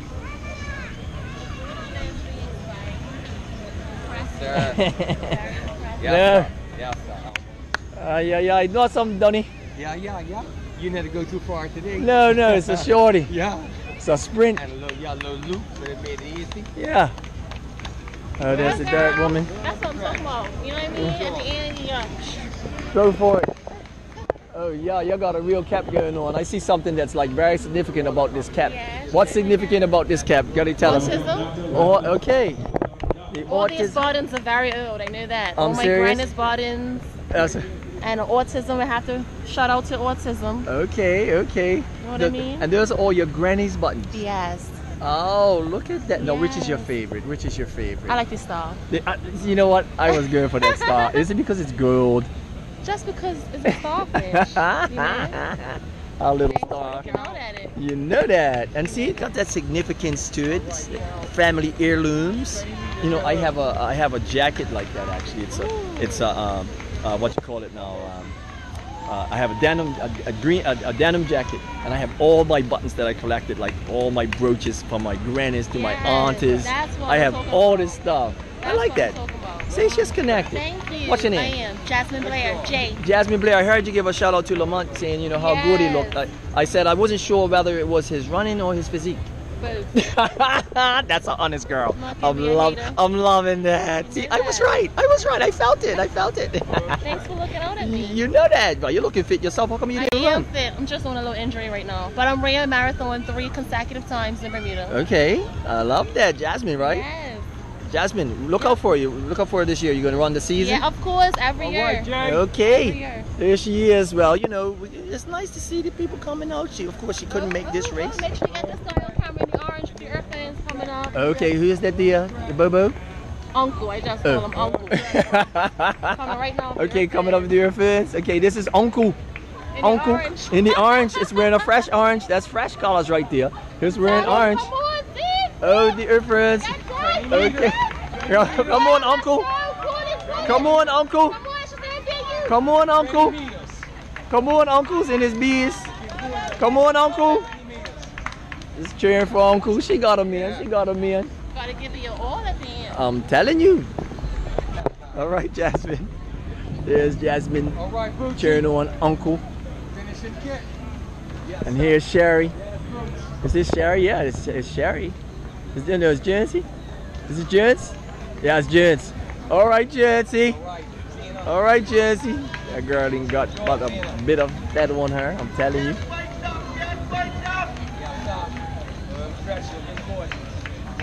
That was a sprint that could actually just ruin your day. I'm telling you. That sprint could ruin your day. It's like a small race, but oh boy, it could ruin your day. I'm telling you. Anyway, there we go. Fresh TV, the best TV. Doing it big. And that's the race. Right there, giving everybody the little bit of shine coming up. You would call this like a little warm-up. This is just a warm-up in the Dunlop. For some. Just a little warm-up. Oh, there's Elizabeth. All right, Elizabeth. I ain't seen you running in a while. She's back out. This is back out running. Yeah. Good job. 20 meters in her. All right. Oh, she managed to pick it back up. It's not tough coming back from a walk. Not easy coming back from a walk. Not easy. No. She started walking, and then she came back. All right, Gladys. out. All right, Gladys. 20 meters to hum. There's the ladies going through. Oh, there's a woman's block right here. There's a woman's block. Yeah. Another one. Hum, sweet hum. Hum, sweet hum. Oh, there's plenty of them coming in now. It's a hot day too. Real. Like the Yeah, temperature? humid. Yeah. Humid. Yeah. I mean, the guys are soaking wet. As we look at the, we definitely looking at a bigger crowd out right now. This is a good crowd. You don't always have so many people out so early, but right now people are out in force. Out in force, cakes and cookies. Oh, tasty, see that the Lord is good. Oh, okay, pony and the old proverbs in there. All right. Sweet hum. All right, macaroon in there. As people come in, they have a group of walkers that's out there as well. And they come in. 82 degrees. 82 degrees. But the real feel, Elmer, is 80. It says 97, and that's a mixture of the humidity mixed with the temperature. So the real feel is a lot higher than 82 degrees. Wow. So it could be more like 87. Yeah. Well, the real feel says 97%. So they mix the 82 degrees with high humidity. Okay. You get this other factor known as real feel. So that's really important. Oh. And so the real feel would be then higher than 82. Correct. Didn't know about the real feel. Now you know. See, real feel. You walk up. They wanted me just make sure. You know, real feel be higher than 82. Because I'm telling you, these guys are soaking wet, right? It was high humidity. I could feel it myself. Definitely felt it myself. Yeah, I can see. Yeah. Definitely felt it myself. Good job. Stretch. Oh, this nice lady. She's running here. And she beat some of the other people. That was deer. Look at that deer. That's deep. 29:30. I couldn't run that. That lady ran that pretty good. I'm serious. I couldn't look at that. She beat this young boy. Look. He's breathing like that deer. He let his grandma beat him. That's serious. Just to show you, if you ain't a runner. Here are ladies coming in again. There's a bunch of ladies right now. Good job. Good job. Bunch of ladies coming in. Another one. Good job, Another one coming in there. And there's another one coming in. Oh boy. Another one. Huh? These like this. The Joker's nets. Probably one of the cutest runners out there right now. Always running a race. Yes, we love it. Huh? Gotta be one of the cutest runners. She's always running in style. Here's the nuts. The Natty Dread. Go on, Natty Dread. Go on, Natty. That's TV. Go on there, Natty. That's Natty. That's Natty right there. Natty Dread. Stop running in all cute outfits, though. Hope I didn't insult her. Cute outfits. She usually runs in something funky. Yeah, it's not as funky, it's much turning down a little bit. My Natty Dread. See that low gauge? See the measurement? 97%. Can you see it? That's going off. Oh, right there. Yeah. Okay, Real 97. feel. Real Yeah. feel is 97. Yeah. That's crazy. Dunlop giving the real feel. Yeah, giving the real feel. It's Labor Day. Don't forget, you should all make sure you all should come out and be a part of this. It's very important. Very important to be a part of Labor Day. And whatever way you can, you should be thinking about that. It's just that important. Okay? Honest. Good job, Peter. Oh boy. Oh boy. And there's Jancy. Go on, Jancy. I see you out there, Jancy. Go on, Jancy. All right. Stretch. All right, Sharpie. Go, Sharpie. Go, Sharpie. Go, Sharpie. Go, Sharpie. Go, Sharpie. Oh, my. Oh, my. Sprints at the end. Sprints at the end. Oh, my. Oh, Saki. Saki, what happened to that push bike? Saki? Saki? What happened to the push bike? Good job, Jeanette. Stretch right here. Stretch. You still got her? What do you think?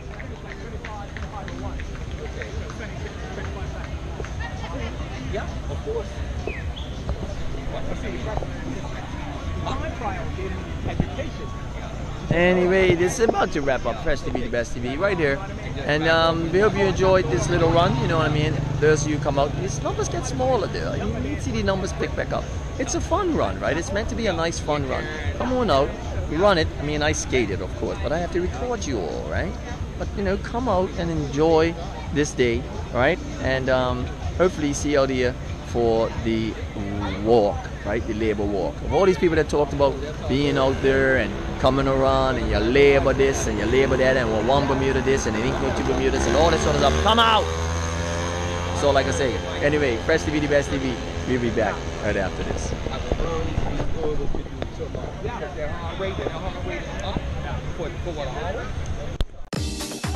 If you need to get money to someone right away, the Money Shop can help. With a money transfer, you can send money easily, quickly, and securely at a very low fee. Every year, thousands of Bermuda residents trust us to send money back home to family and friends, and it takes less than 10 minutes. Or you can send money online through our website, moneypad.bm. The Money Shop is also your one-stop shop for sending DHL courier packages, paying your Belco bill, and topping up your phone. Sell one in Bermuda, as well as phones all around the world, including Jamaica, Philippines, and the Dominican Republic. We also cash checks, including those from U.S. banks, and we wire money. The Money Shop offers cash for gold, with the best payouts on the island. And when you need to travel, our sister company, Trip, can make all the arrangements. Our experienced agents, who can speak Portuguese and Spanish, will get you the best deal, often cheaper than Expedia. And we help with visas, UK passports, Bermuda passports, and renewals, as well as work permits and spousal letters. The Money Shop's 3 locations, Dundonald Street, Washington Mall, and Warwick, are open 6 days a week, with the Dundonald shop offering extended hours to 9 p.m. and 11 a.m. to 6 p.m. on Sunday. The Money Shop. Simple, fast, convenient. You'll be surprised how easy it is.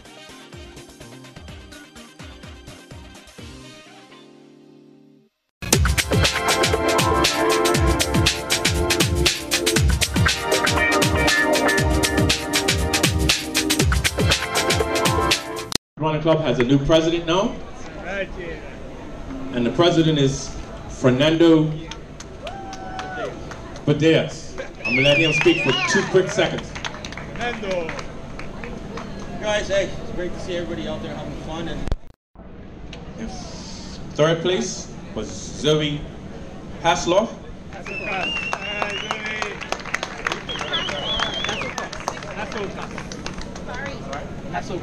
Hasselkoss. No, he smiled.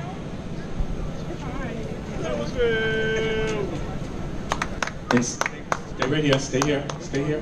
In 2nd place, Catherine Bean Bizarro. all right, Captain.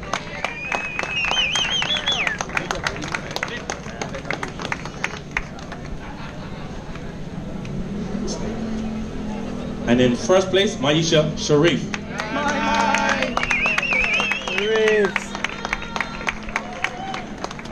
Rich Jada Grant too. Picture with the doctor. Nice uniform. Hello, girl. Go on. Here we go. Yeah. Right.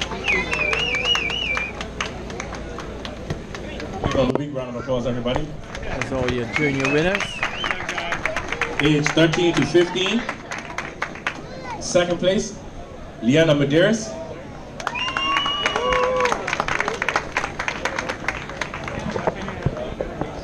And in 1st place, Jesse Marshall.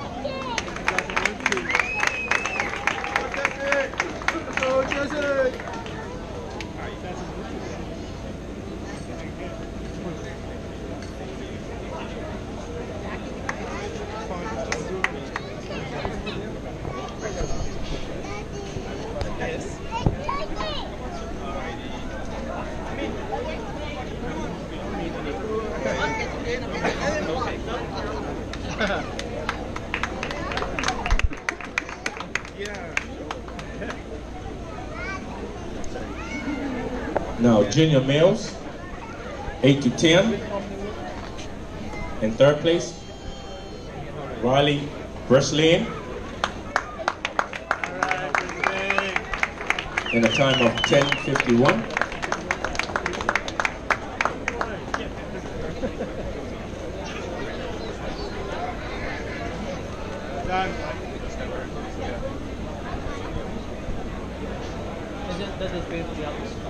In second place is Mascara Masaki.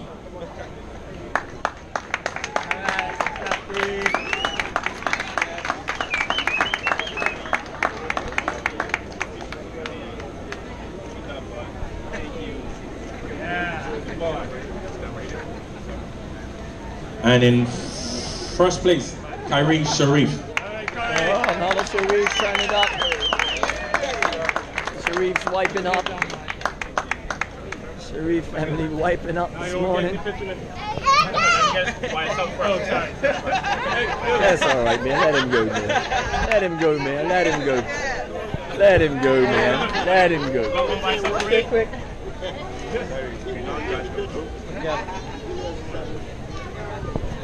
All right, guys, big smile. Mercy, come here. Come here. Mercy. 11 to 12, Jalen Grant, in a time of 8:36. Second.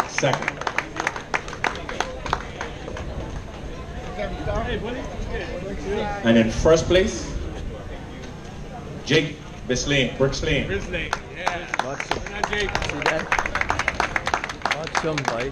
Watch him. Nice.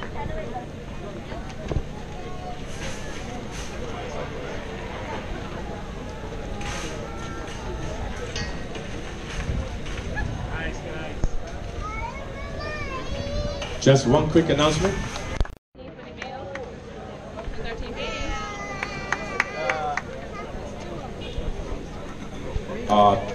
My mistake. 13 to 15 minutes. Leanna Medeiros.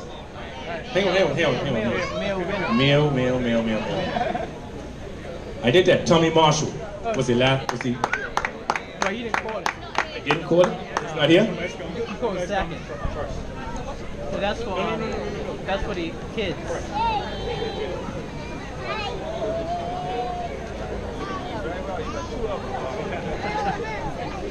Yay, Tommy! And overall male, this is Lamont Marshall in a time of 16:34.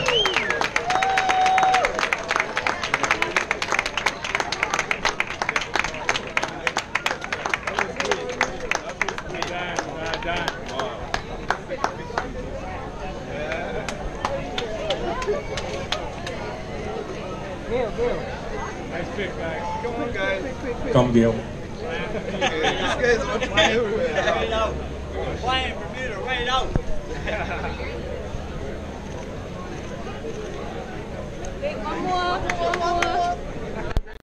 At the Labor Day 5K, obviously a warm-up run for you, something that you go out with looking very comfortable.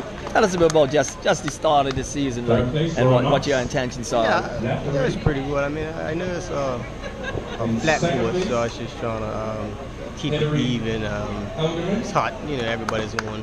Wow, for me, I can say, tired legs. So just came out just to extend my season. Extend the season. Now, obviously, is this your sort of prelude to sort of feel like, hey, just what your legs are doing?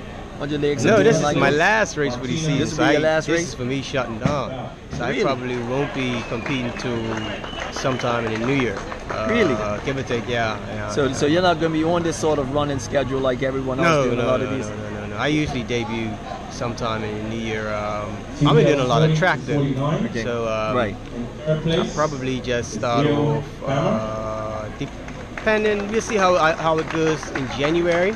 And I'll probably debut maybe like February, March or something like that. Now, obviously, I got my first look at you doing the steeplechase at the pyramid up at Nationals.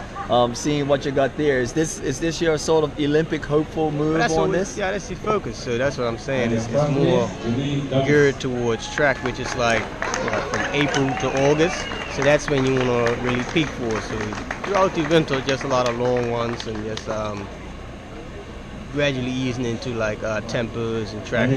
Toward the end of the year, December, January, and then I debut like usually like springtime. That's usually my spring, summer is when I want to be most fit for.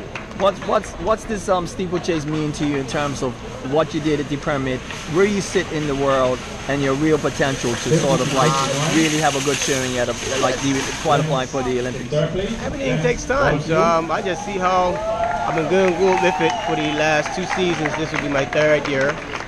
Definitely more confident going over the barriers.